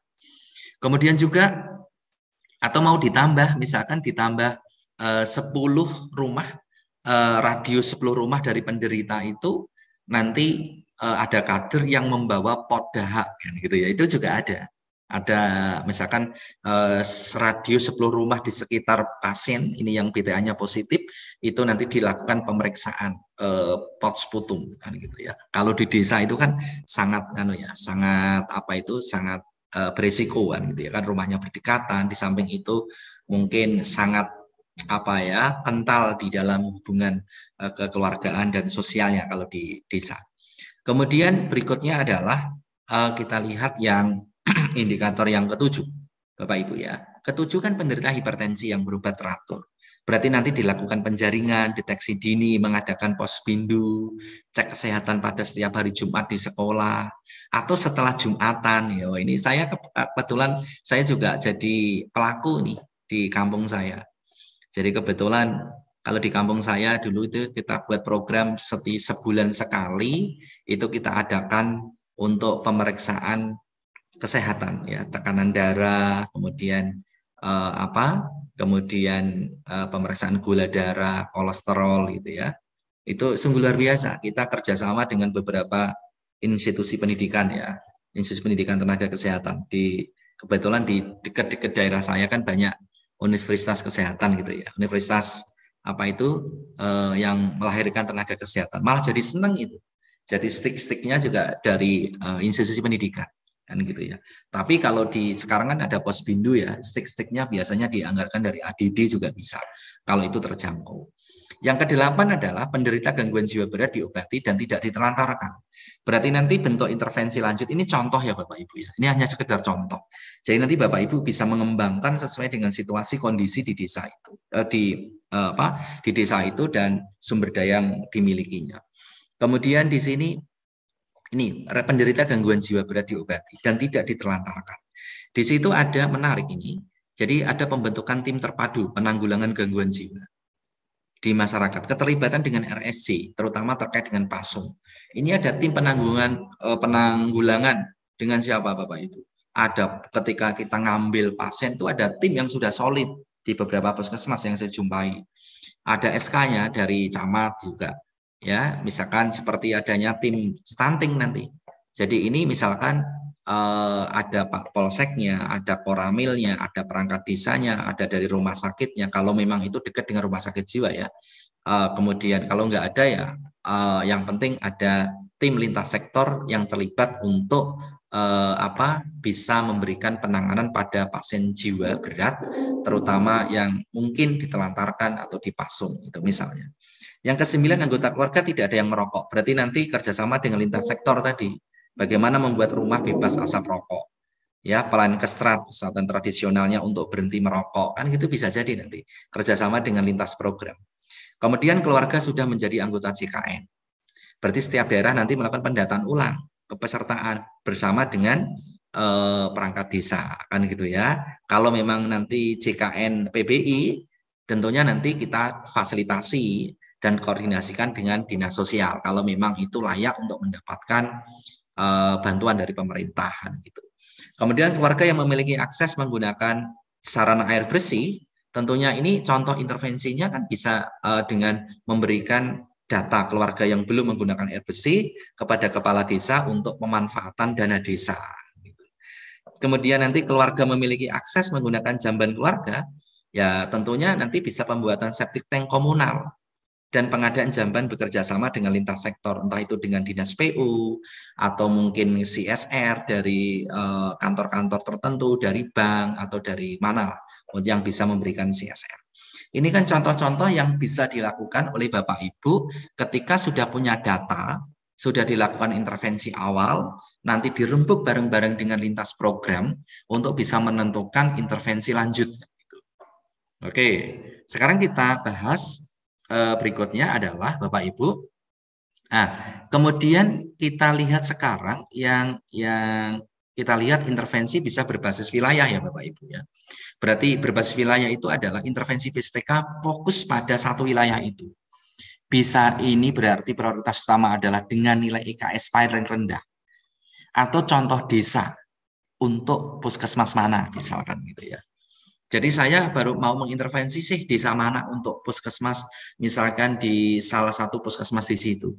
Aja puskesmas misalkan puskesmas Ponorogo Selatan, puskesmas Ponorogo Utara, puskesmas Ngebel atau puskesmas mana, desa mana yang mau diintervensi. Tentunya dari masing-masing desa ini tentunya berbeda nanti. Tergantung dari data nilai IKS-nya yang paling rendah itu apa, yang sangat beresiko dan berdampak terhadap permasalahan kesehatan di wilayah itu. Ya, nah, strateginya tentunya Bapak Ibu harus peningkatan pelayanan dan nanti tentunya untuk peningkatan koordinasi tidak hanya lintas program, juga dibutuhkan lintas sektor dan tentunya nanti peningkatan cakupan untuk 12 indikator itu. Ini penting sekali. Jadi nanti peningkatan pelayanan kayak apa? Tentunya pengembangan SDM. SDM-nya ditingkatkan dari tingkat puskesmas sendiri. Kemudian pengembangan peralatan, peralatan yang dibutuhkan, sarana prasarana. Kemudian pengembangan pembiayaan, dana keuangan, kan gitu. Nah, berikutnya nanti peningkatan SDM PSPK di tempat panjenengan. Pembina keluarganya, berarti kan pembina keluarganya idealnya kan nakes dengan kemampuan Ben Putih lah, yang betul-betul paham betul untuk situasi desa itu, ibaratnya kan gitu ya. kemudian nanti paham terhadap permasalahan gitu ya. Syukur-syukur dia sudah punya pengalaman kerja experience yang cukup di wilayah kerja di puskesmas itu kan. Kemudian ada koordinator atau pelaksana program. Jadi tenaga kesehatan dengan kemampuan band hitam. Nah, kan gitu ya. Nanti tentunya kalau pembina keluarga kan akan melakukan kunjungan dan intervensi awal kan gitu ya. Kemudian tentunya akan memberikan pelatihan keluarga sehat. Setelah itu kan nanti koordinator dari pelaksana itu mendapatkan data awal yang akan dilakukan oleh koordinator atau pelaksana program di dalam melakukan intervensi lanjut kan gitu ya. Dan nanti manajer bisa klinis dari dokter, institusinya dari kampus, nanti tentunya bisa sebagai bahan di dalam nanti melakukan manajemen puskesmas. Kalau belum nanti kalau saat pelatihan pasti akan didapatkan materi ini di dalam pelatihan manajemen puskesmas kan gitu ya. Jadi Bapak Ibu, jadi ini penting ya, harus di peningkatan sumber daya manusia ini harus dilakukan pelatihan-pelatihan. Jadi nanti kalau pembina keluarga yang terlibat untuk kunjungan awal kan butuh pelatihan keluarga sehat, itu kan penting. Kalau koordinator pelaksana program untuk melaksanakan intervensi lanjut kan butuh pelatihan teknis saja, iya kan? Tapi kalau manajer kan butuh pelatihan manajemen puskesmas supaya nanti paham betul implementasi PISPK. Jadi tidak hanya sekedar nanti untuk pemenuhan EP, sehingga nanti upaya pengembangan sarana prasarana dan alat kesehatan. Jadi SPA itu kan sarana prasarana dan alkes ya. Itu nanti penghitungan gap SPA-nya. Jadi sarana prasarana alkesnya seperti apa? Dihitung gapnya. Direncanakan di dalam RUK. Pemenuhan standar. Dipenuhi dari APBN, dari APBD, CSR maupun dari kapitasi. Ya monggo nanti Bapak Ibu. Sumber pembiayaannya mungkin Bapak Ibu sudah canggih lah ya, dari dikonsentrasi mungkin, dari kapitasi, dari DAK fisik maupun non fisik, dari CSR, dana desa, APBD kan gitu. Jadi nanti Permenkes nomor 39 tahun 2016 itu kan kita bicara terkait dengan PISPK. Kemudian Permenkes nomor 19 tahun 2017 itu kan tentang pedoman pendanaan PISPK. Ya kan, ini kan yang harus Bapak Ibu cermati betul ketika nanti mengadvokasi misalkan di desa. Oh, ternyata di desa juga ada loh, gitu ya. Permendagri tentang juknis penggunaan dana desa kan gitu loh. Sehingga nanti jenengan punya regulasi untuk mengadvokasi dari pemerintah desa supaya nanti dana desa itu juga bisa digunakan sebagai sumber pembiayaan pelaksanaan PISPK terutama intervensi lanjut setelah mendapatkan data awal gitu. Kalau peningkatan koordinasi pasti harus dilakukan ya, integrasi program, sumber daya manusianya, pembiayaannya, peningkatan peran Binwil tadi dalam Monef-nya nanti, koordinator lintas sektornya, dan penguatan pemberdayaan masyarakat dengan adanya Posyandu, Posbindu, kan gitu ya, Pos UKK, dan seterusnya. Kemudian pelaksanaan PISPK saya yakin Bapak Ibu sudah melakukan dengan baik, saya tidak menceritakan ini hanya Binwil saja, apalagi sekarang sudah keren, dan ini tindak lanjut dari kunjungan keluarga, Bapak Ibu monggo nanti dicermati. Kemudian ini yang penting Bapak Ibu. Jadi ketika nanti Bapak Ibu semua itu dari tim pembina keluarga itu mendapatkan data, setelah mendapatkan data dari 12 indikator ini kan 12 indikator yang saya sampaikan tadi. Kan ini kan masuknya GISKIA, ya kesehatan keluarga dan gizi kan gitu ya. Oke, ini kan ada keluarga mengikuti program KB tadi dan seterusnya. Ini P2, ini P2 PTM Keswa dan Promkes, ini Kesling ya, ini pembiayaan. Semuanya ini harus diintegrasikan. Tim pembina keluarga hanya mendapatkan data yang diolah bersama dengan surveyor dan admin kan gitu. Nah, di puskesmas yang telah dibentuk. Tetapi yang akan melakukan intervensi lanjut itu harus integrasi. Integrasinya tidak hanya sekedar teman-teman di UKM, juga teman-teman yang ada di UKP.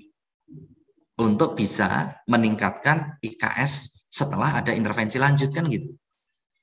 Oke, kemudian Bapak Ibu, apa saja indikator tadi kan sudah ada ya.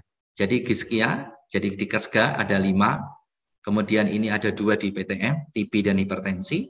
Kemudian ini di jiwa ada 1, kemudian di perilaku sehat itu ada 2, anggota keluarga yang tidak ada merokok dan sekeluarga sudah menjadi anggota JKN.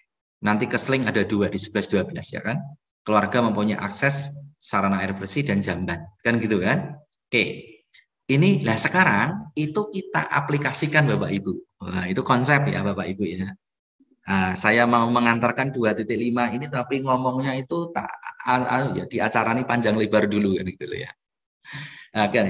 Coba kita lihat sekarang yang diakreditasi Bapak Ibu. Sebenarnya hanya ini loh yang mau saya omongin gitu. Tetapi kan kalau nggak saya antarkan itu kok tampaknya ada sesuatu yang supaya tidak terjadi miss gitu ya, mengurangi nanti kita diskusinya kan gitu menurut saya. Jadi coba kita sekarang di standar 2.5 ini coba kita cek Bapak Ibu ya. 2.5 itu kan terkait dengan pelaksanaan pelayanan UKM diperkuat dengan PISPK. Tapi nyuwun sewu Bapak Ibu, indikator PISPK 12 tadi, tapi tidak hanya di UKM ya untuk mengeksekusinya. Ada kegiatan-kegiatan yang harus dilakukan di UKP juga supaya indikatornya itu meningkat. Gitu ya. Tetapi apalagi karena ini adalah UKM, berarti harus diintegrasikan Bapak Ibu.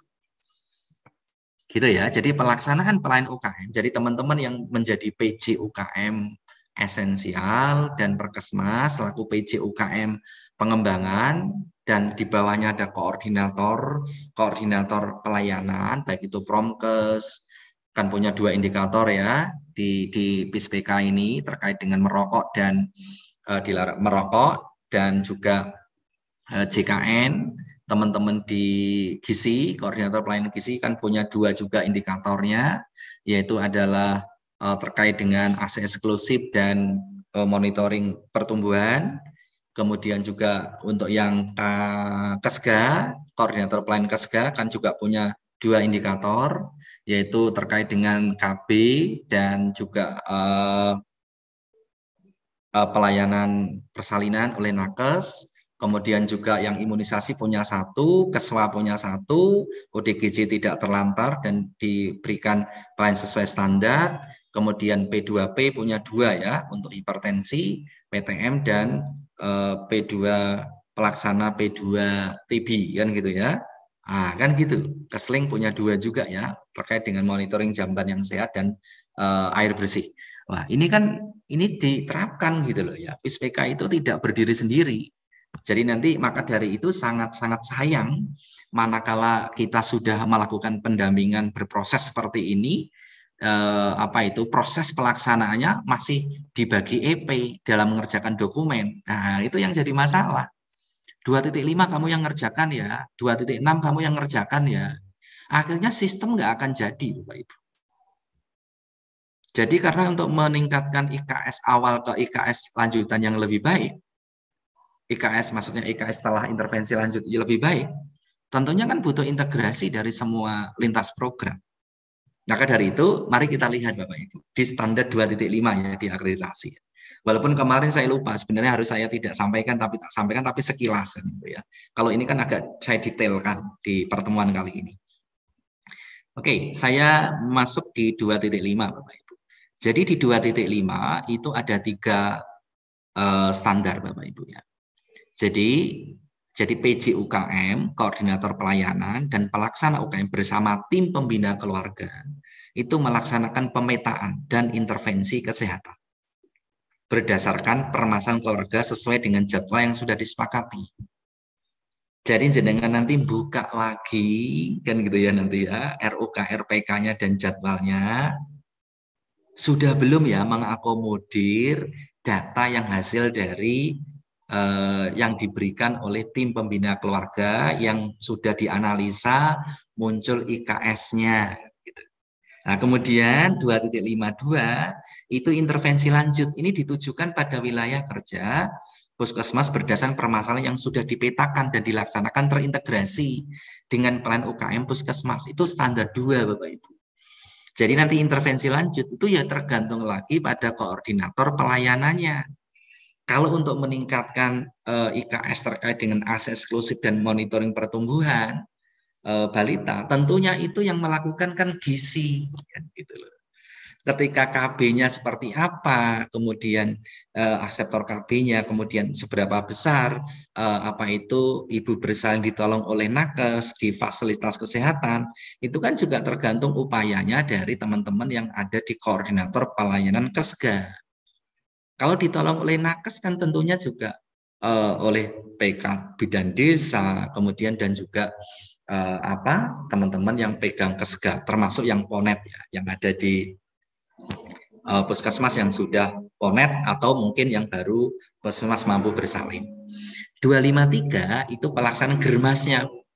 Jadi nanti setelah ada intervensi lanjut, ya kan?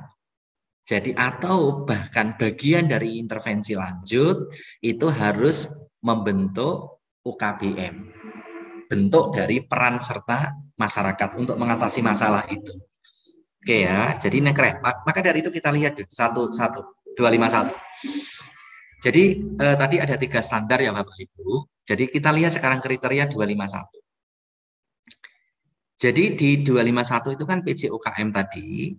Jadi tadi dengan tim pembina keluarga melaksanakan pemetaan ya. Di sini di 251 itu sebenarnya kita harus paham dulu deh pokok pikirannya. Jadi kegiatan kunjungan keluarga tadi, kunjungan ya ini ya, Bapak Ibu sudah melakukan ini, syukur-syukur sudah total coverage ya. Harapannya sudah semua warga sudah dikunjungi. Alhamdulillah kalau sudah. Jadi nanti dari bidan Yankes ini perlu ngasih apresiasi nanti, perlu ngasih bonus atau hadiah gitu ya. Manakala sudah melakukan kunjungan total coverage. Jadi kegiatan kunjungan keluarga itu dilaksanakan oleh tim pembina keluarga itu digunakan untuk menyampaikan komunikasi informasi dan edukasi kepada keluarga sebagai intervensi awal dan didokumentasikan. Berarti kalau gitu puskesmas itu harus punya apa? Tim pembina keluarga yang di SK-kan. Setelah itu siapa nanti surveyornya, siapa nanti adminnya kan gitu. Aplikasinya disiapkan. Tentunya nanti ada data Prokesga dan juga ketika datang kan untuk karena akan menyampaikan komunikasi informasi dan edukasi atau KIE maka nanti perlu PIN Kesga kan gitu kan, perlu PIN Kesga. Kemudian yang berikutnya adalah dokumentasi hasil kunjungan keluarga tadi di entry di aplikasi Keluarga Sehat atau Prokesga. Nah ini teman-teman mungkin banyak yang sudah melakukan kunjungan tetapi belum di entry sehingga belum bisa menggambarkan IKS di desa itu apalagi di tingkat puskesmas. Kemudian dokumentasi hasil kunjungan itu dapat berupa hasil intervensi awal. Saya yakin Bapak Ibu ketika menjumpai itu ada hipertensi kan sudah melakukan intervensi awal. Intervensi awal dilakukan mungkin edukasi kan gitu ya dengan bekal PIN Kesganya yang dibawa kan gitu, entah itu brosur atau leaflet gitu kan. Dan mungkin juga sudah melakukan intervensi lanjut ya kalau sudah dilakukan analisa. Kemudian dokumentasi hasil kunjungan awal dan hasil intervensi itu didokumentasikan oleh tim data puskesmas, oleh admin dan surveyor. Kemudian tim pembina keluarga menyampaikan informasi dan laporan hasil kunjungan keluarga, serta nanti berkoordinasi dengan PJ UKM atau koordinator pelayanan atau pelaksana kegiatan agar dapat apa? Dilakukan analisis dan intervensi lanjut. Tapi ingat, tim pembina keluarga itu adalah tenaga kesehatan puskesmas yang dibentuk oleh kepala puskesmas melalui SK. Jadi tim pembina keluarga itu adalah nakes nih Bapak Ibu. Kemudian kegiatan UKM melalui PSPK itu bentuk intervensi dilaksanakan sesuai dengan jadwal yang disepakati. Berarti nanti kegiatan-kegiatan yang untuk meningkatkan IKS awal tentunya harus masuk di RPK Bapak Ibu, yang gitu loh. Kalau mau di tahun 2023 ya berarti diusulkan di RUK-nya Bapak Ibu. Nah, ini yang harus saling terintegrasi. Maka dari itu tidak bisa untuk menggarap dokumen ini sistem nggak akan jalan kalau 2.1 si A, 2.2 si B kan gitu ya. Jadi semuanya harus terlibat. Maka dari itu saya mencoba melalui Zoom ini supaya nanti bisa dimaksimalkan. Kalau nanti datang di puskesmas kan nggak maksimal. Kan gitu.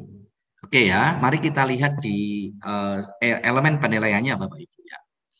Jadi berarti di elemen penilaiannya yang penting harus dilakukan oleh Bapak Ibu ya di 251 ini itu ada Bapak Ibu ya, ada beberapa elemen penilaian di 251 ini, ada beberapa. Yang pertama harus dibentuk tim pembina keluarga. Ingat, tim pembina keluarga itu adalah nakes ya Bapak Ibu. Nanti ada tenaga administrasi dan surveyor dengan uraian tugas yang jelas.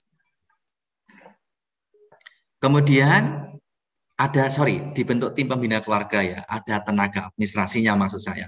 Tetapi kalau tim pembina keluarganya itu adalah nakes.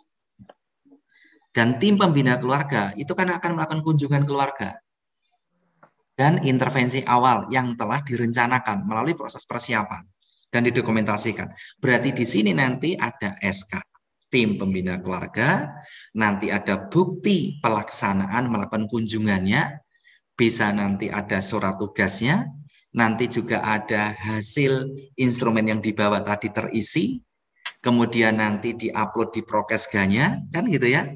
Nah, ini dilanjutkan dengan di EP3. Yaitu apa itu? Tim pembina keluarga melakukan penghitungan IKS-nya. Jadi pada tingkat keluarga, pada tingkat RT, pada tingkat RW, pada tingkat desa, puskesmas secara manual atau secara elektronik dengan aplikasi Prokesga tadi. Itu ya. Kemudian yang keempat, ketika sudah mendapatkan data IKS sudah dianalisis tadi, apakah dia masuk keluarga IKS-nya itu apakah tidak sehat karena di bawah 0,5 atau prasia di antara 0,5 sampai 0,8 atau sudah sehat di atas 0,8.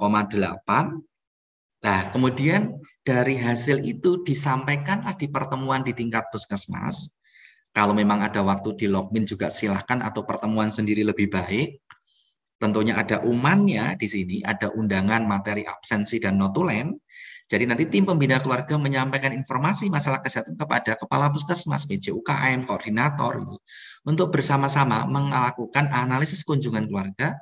Kemudian tim pembina keluarga bersama PJUKM koordinator menyusun intervensi lanjut. Oke, kemudian PJUKM mengkoordinir untuk pelaksanaan intervensi lanjut. Coba kita bahas satu persatu, Bapak Ibu. Ya, kita bahas di satu persatu. Jadi Bapak Ibu semua 2511 berarti kan dibentuk tim pembina keluarga. Berarti nanti butuh ada tim pembina keluarga yang sudah dibentuk. Ada tenaga admin, ada surveyor dengan uraian tugas yang jelas. Ya, berarti ada uraian tugasnya. Kan gitu ya. Kemudian nanti tentunya ini butuh juga ada SK tim pembina keluarga dengan uraian tugasnya ngapain, kalau tenaga tim pembina keluarga ngapain, kalau tenaga admin ngapain, kalau surveyor ngapain. Kan gitu ya. Tentunya bagaimana caranya, tentunya harus dilakukan dengan baik nanti sesuai dengan SOP yang ada atau panduan yang ada. Nah, di EP2 tim pembina tadi melakukan kunjungan. Nah, ketika melakukan kunjungan, berarti jenengan punya rencana kunjungan dan intervensi awal. Tentunya Bapak Ibu sudah punya format ini ya di tingkat puskesmasnya Bapak Ibu. Jadi nanti minggu keberapa, bulan keberapa, nama kepala keluarganya siapa, alamat rumahnya di mana, waktu kunjungannya kapan, maksud kunjungannya ngapain, petugas siapa yang datang. Nah ini kan perlu didokumentasikan. Jangan-jangan data-data ini malah sudah nggak ada ya di tingkat di panjenengannya. Padahal ini data yang diminta juga gitu di elemen penilaian 251 di kriteria 2. Pembuktiannya berarti ada rencana kunjungan. Syukur-syukur ada surat tugasnya. Ada buktinya dengan menggunakan form. Ya, form yang tersedia atau aplikasi yang memang terisi. Ya kan? Kemudian bukti kunjungan keluarga dan intervensi awal. Kan ini kan bisa foto kegiatan seperti ini kan sebagai bukti ya, surat tugas kan juga sebagai bukti ya kan gitu ya. Nah, ini yang harus bisa dibuktikan oleh Bapak Ibu karena di sini ada D. D itu kan dokumen bukti. W itu kan wawancara. Nanti akan ditanyai Bapak Ibu. Gimana cara Anda melakukan kunjungan keluarga kan? Nah, kemudian yang ketiga, tim pembina keluarga tadi kan melakukan penghitungan IKS-nya pada tingkat RT, RW, ya, dan puskesmas secara manual atau elektronik. Jadi nanti kan kalau tersedia data IKS di semua tingkatan. Contoh alatnya kan nanti ada data IKS ini, RT, RW kan di entry seperti ini. RT ini seperti apa, RW ini seperti apa, desa seperti apa, puskesmas seperti apa. Dan data yang telah diinput ke dalam aplikasi Keluarga Sehat ini bisa kita lihat. Jadi gimana membuktikannya? Bisa nanti di screenshot atau di crop salah satunya, atau aplikasinya memang harus siap. Makanya ini ada masalah ketika internetnya lola gitu ya, loadingnya lambat. Padahal orang-orangnya tidak lola, komputernya yang lola. Kalau orang-orangnya kan hebat semua itu.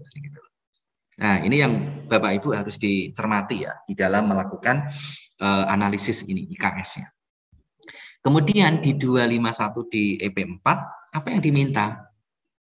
Jadi tim pembina tadi menyampaikan informasi itu kepada kepala puskesmas, kepada penanggung jawab UKM, kepada koordinator pelayanan atau pelaksana, bersama-sama menganalisis ini hasil kunjungan ini loh.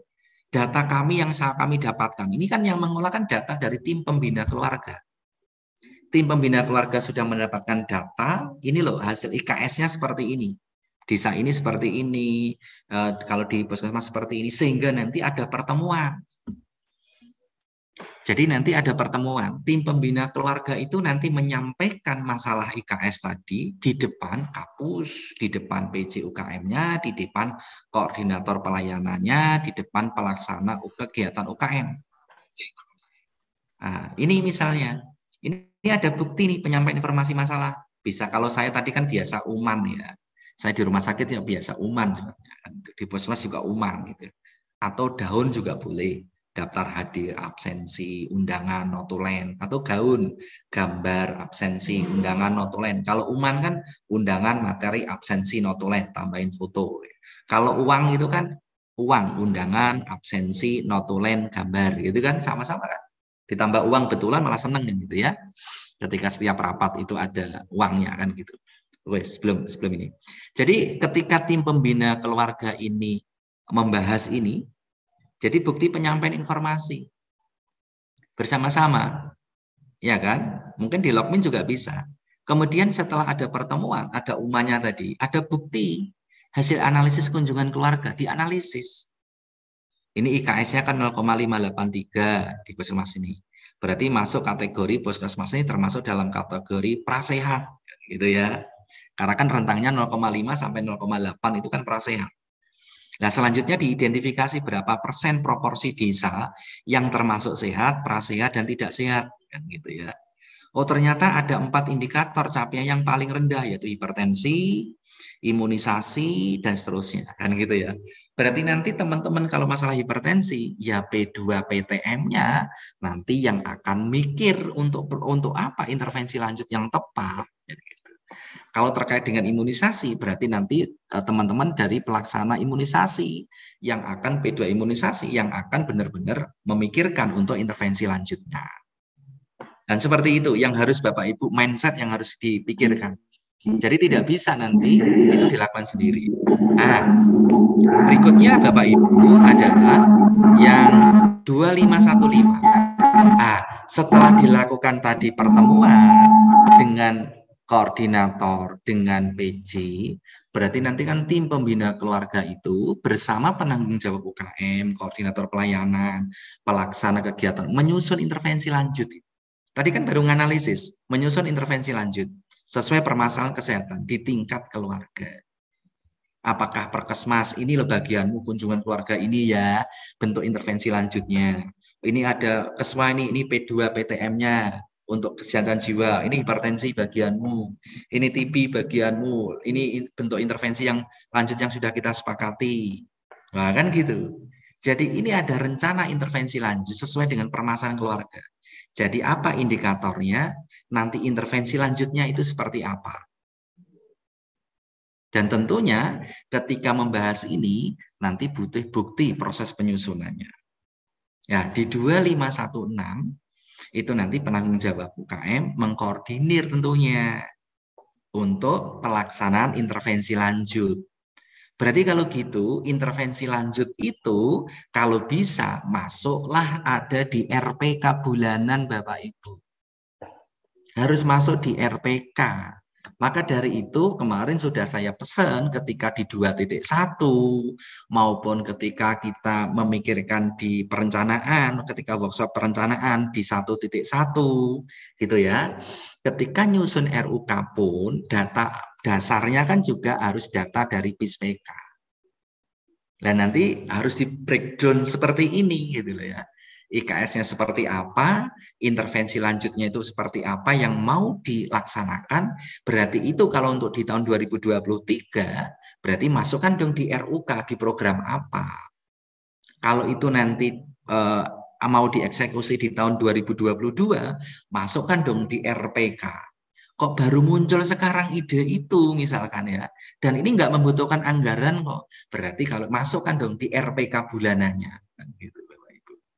Nah, ini yang penting yang harus Bapak Ibu lakukan. Jadi nanti pembuktiannya berarti PJUKM melakukan mengkoordinir pelaksanaan intervensi lanjut. Jadi nanti contoh alat buktinya ini sudah harus ada Bapak Ibu. Inilah yang menurut saya yang penting ya yang harus dilakukan. Jadi ada rekam jejak lah.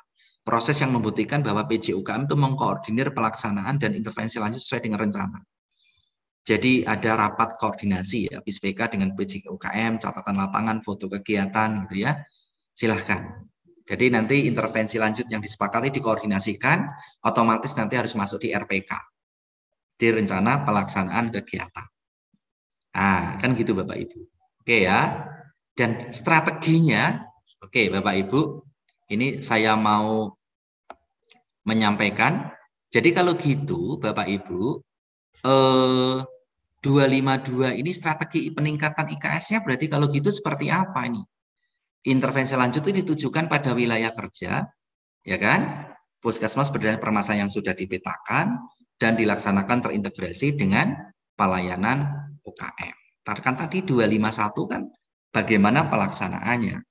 Gitu kan? Baru sampai koordinasi PJUKM menentukan intervensi lanjut. Sekarang bagaimana sih 252 itu untuk intervensi lanjutannya kan gitu. Oke ya, jadi penyusunan rencana intervensi lanjut tadi terintegrasi ya dengan lintas program dan bahkan dapat juga melibatkan lintas sektor terkait. Ini penting sekali. Ini kan analisis IKS awal kan sudah dilakukan. Ini terkait deh dengan silahkan kan gitu ya dibahas kan gitu. Nah, intervensi ini sesuai dengan hasil analisis dan pemetaan antara yang dilakukan melalui kegiatan UKM. Bisa termasuk yang bersifat inovatif di pengembangan. Nanti juga pengorganisasian masyarakat dalam bentuk UKBM. Dan tatanan-tatanan baik di sekolah, misalkan ada UKS, pos UKS-nya, di pesantren ada pos kestren, gitu ya, di tempat-tempat ibadah dan lainnya. Kemudian perbaikan dan evaluasi PISPK di tingkat puskesmas, itu dilaksanakan mulai dari tahap persiapan pelaksanaan kunjungan keluarga, intervensi awal, pelaksanaan analisis IKS awal tadi, pelaksanaan intervensi lanjut, dan analisis perubahannya. Jadi nanti harus ada data IKS awal, dan setelah kunjungan, dianalisis ada data IKS awal. Nanti akan dilakukan intervensi lanjut, setelah itu nanti kan ada perubahan IKS, karena nanti juga harus disurvei ulang kan gitu. Nah ini yang menarik Bapak Ibu. Kemudian rencana intervensi lanjut terintegrasi nih dengan rencana pelaksanaan kegiatan masing-masing pelayan UKM.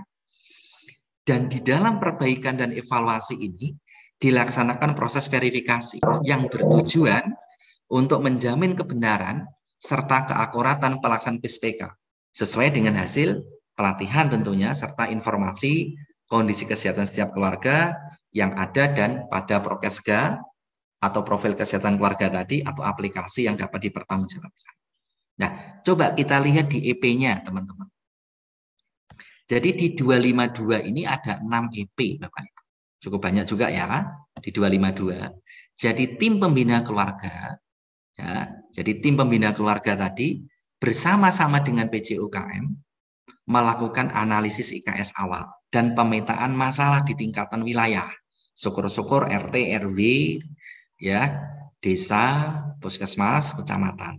Sebagai sebagai data awal untuk nyusun rencana intervensi lanjut. Secara terintegrasi, baik itu lintas program maupun lintas sektor.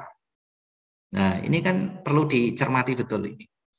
Yang kedua, rencana intervensi lanjut tadi dikomunikasikan, dikoordinasikan dalam logmin bulanan dan logmin 3 bulanan.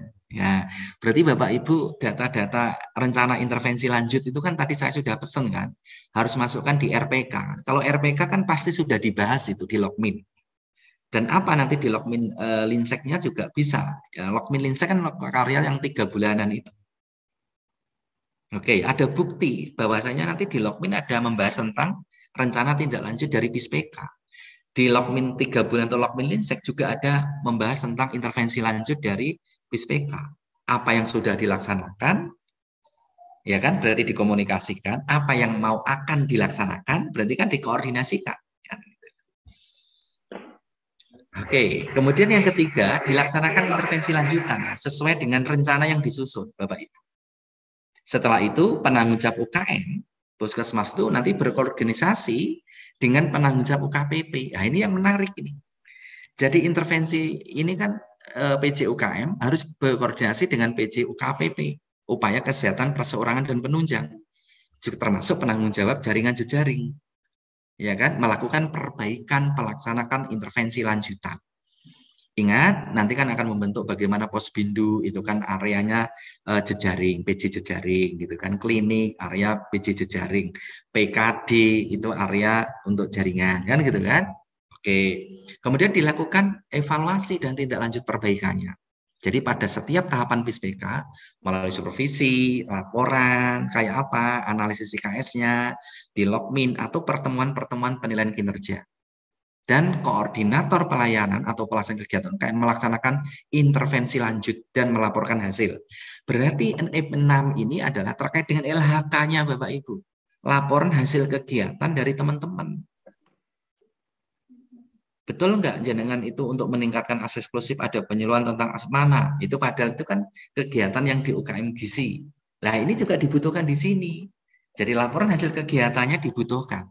Tapi kalau ini kan yang memang yang terkait dengan intervensi lanjut dari permasalahan IKS yang ditemukan. Jadi kalau EP6 itu yang mengerjakan ya semua koordinator pelayan dan pelaksana. Kalau yang terkait dengan kesga ya orang kesga, kalau yang gizi ya gizi, kalau P2 ya P2. Jadi nggak bisa ini dipenuhi, diserahin kamu garap EP ini ya nggak bisa. Sekali lagi Bapak Ibu. Saya selalu menekankan seperti ini dalam main sistem Bapak Ibu. Jadi kalau itu dilakukan oleh teman-teman dengan baik, nanti tinggal minta dokumen. Ini dokumen Pak, ini untuk laporan, ini untuk peningkatan IKS, sekarang intervensi lanjutnya ini terintegrasi dengan kegiatan UKM yang dilaksanakan kan gitu. Kalau itu keren banget gitu kalau bisa dilakukan. Oke ya Bapak Ibu, coba kita bahas satu persatu Bapak Ibu dari 6 elemen penilaian ini. Yang pertama Bapak Ibu, jadi tim pembina keluarga tadi bersama dengan PJ UKM melakukan analisis IKS awal. Jadi ada 12.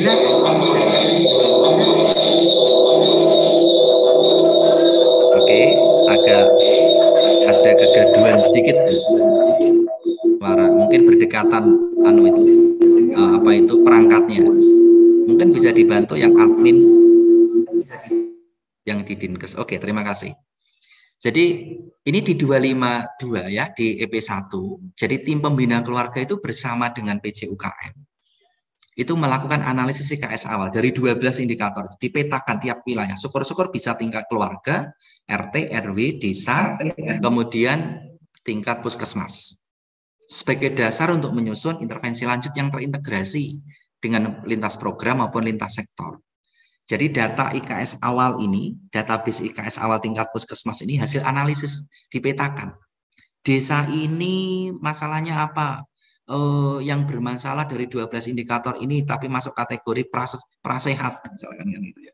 Berarti harus dibuktikan ini karena ada D dan W. D itu kan dokumen bukti, W itu kan wawancara. Pembuktian kalau mendapatkan nilai 10 di EP 252 di EP1 ini berarti yang pertama harus ada data ini, hasil analisis.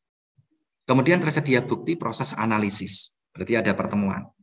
Yang kedua ada bukti, ada rencana intervensi lanjutnya. Jadi nanti indikatornya apa, nanti intervensi lanjutnya apa.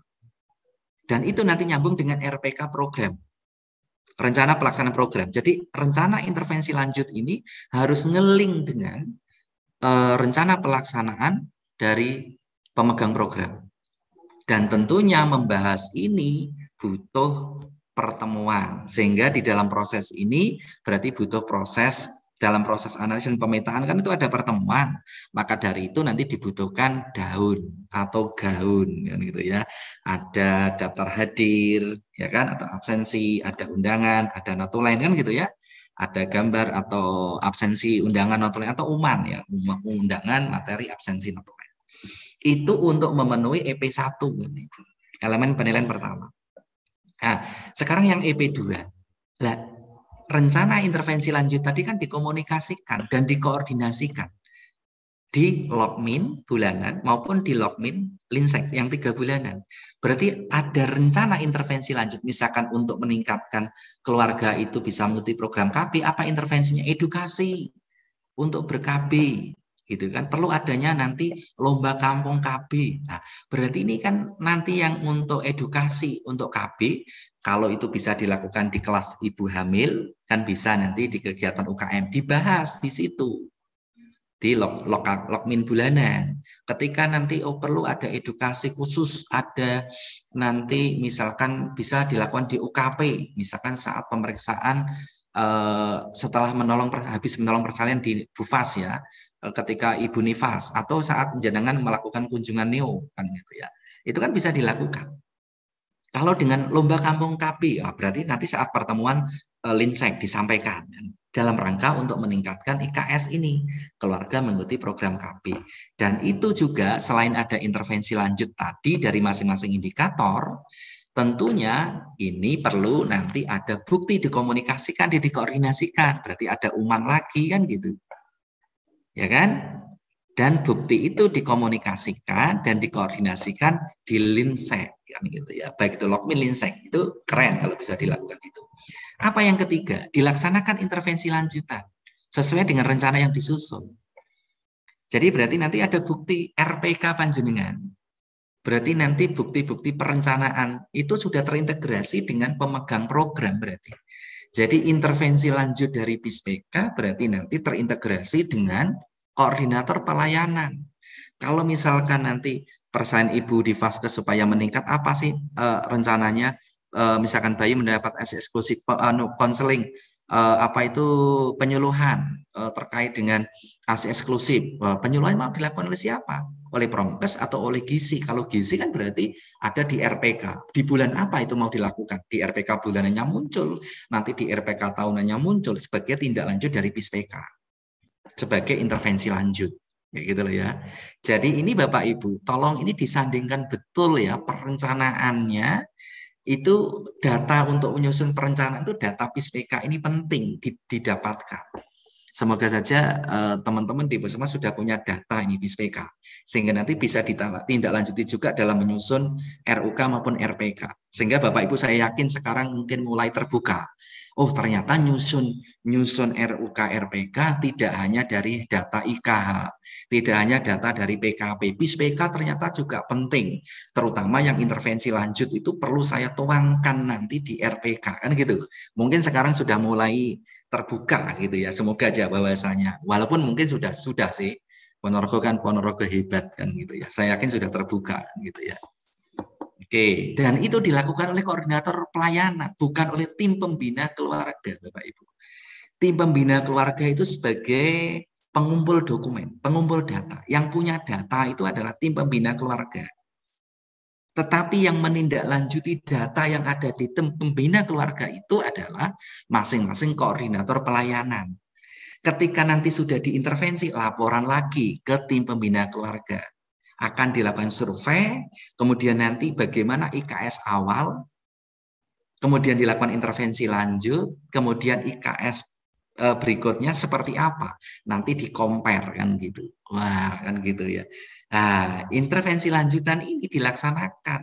Mana di LHK-nya kan muncul di laporan hasil kegiatan Bapak Ibu dari masing-masing koordinator pelayanan. Wah, kemudian di 252 di EP4, apa itu? Di situ ada PJ UKM itu berkoordinasi dengan PJ UKPP. Siapa tahu misalkan untuk KB, berarti kan UKPP ketika ibu itu melahirkan di puskesmas, berarti nanti diedukasi dong untuk ikut KB kan gitu. ASI eksklusif misalkan, berarti nanti koordinasi dong saat melakukan saat ANC kan gitu ya.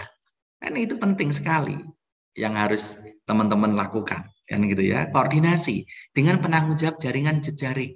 Penting juga dengan PKD, koordinasi. Ya, nanti dilakukan ANC ya, nanti perlu dia untuk diajak untuk KP setelah nanti melahirkan. Gitu ya. Kalau melahirkan nanti ASI eksklusif ya, jangan lupa. Nanti dipantau untuk hadir tetap di posyandu. Gitu ya.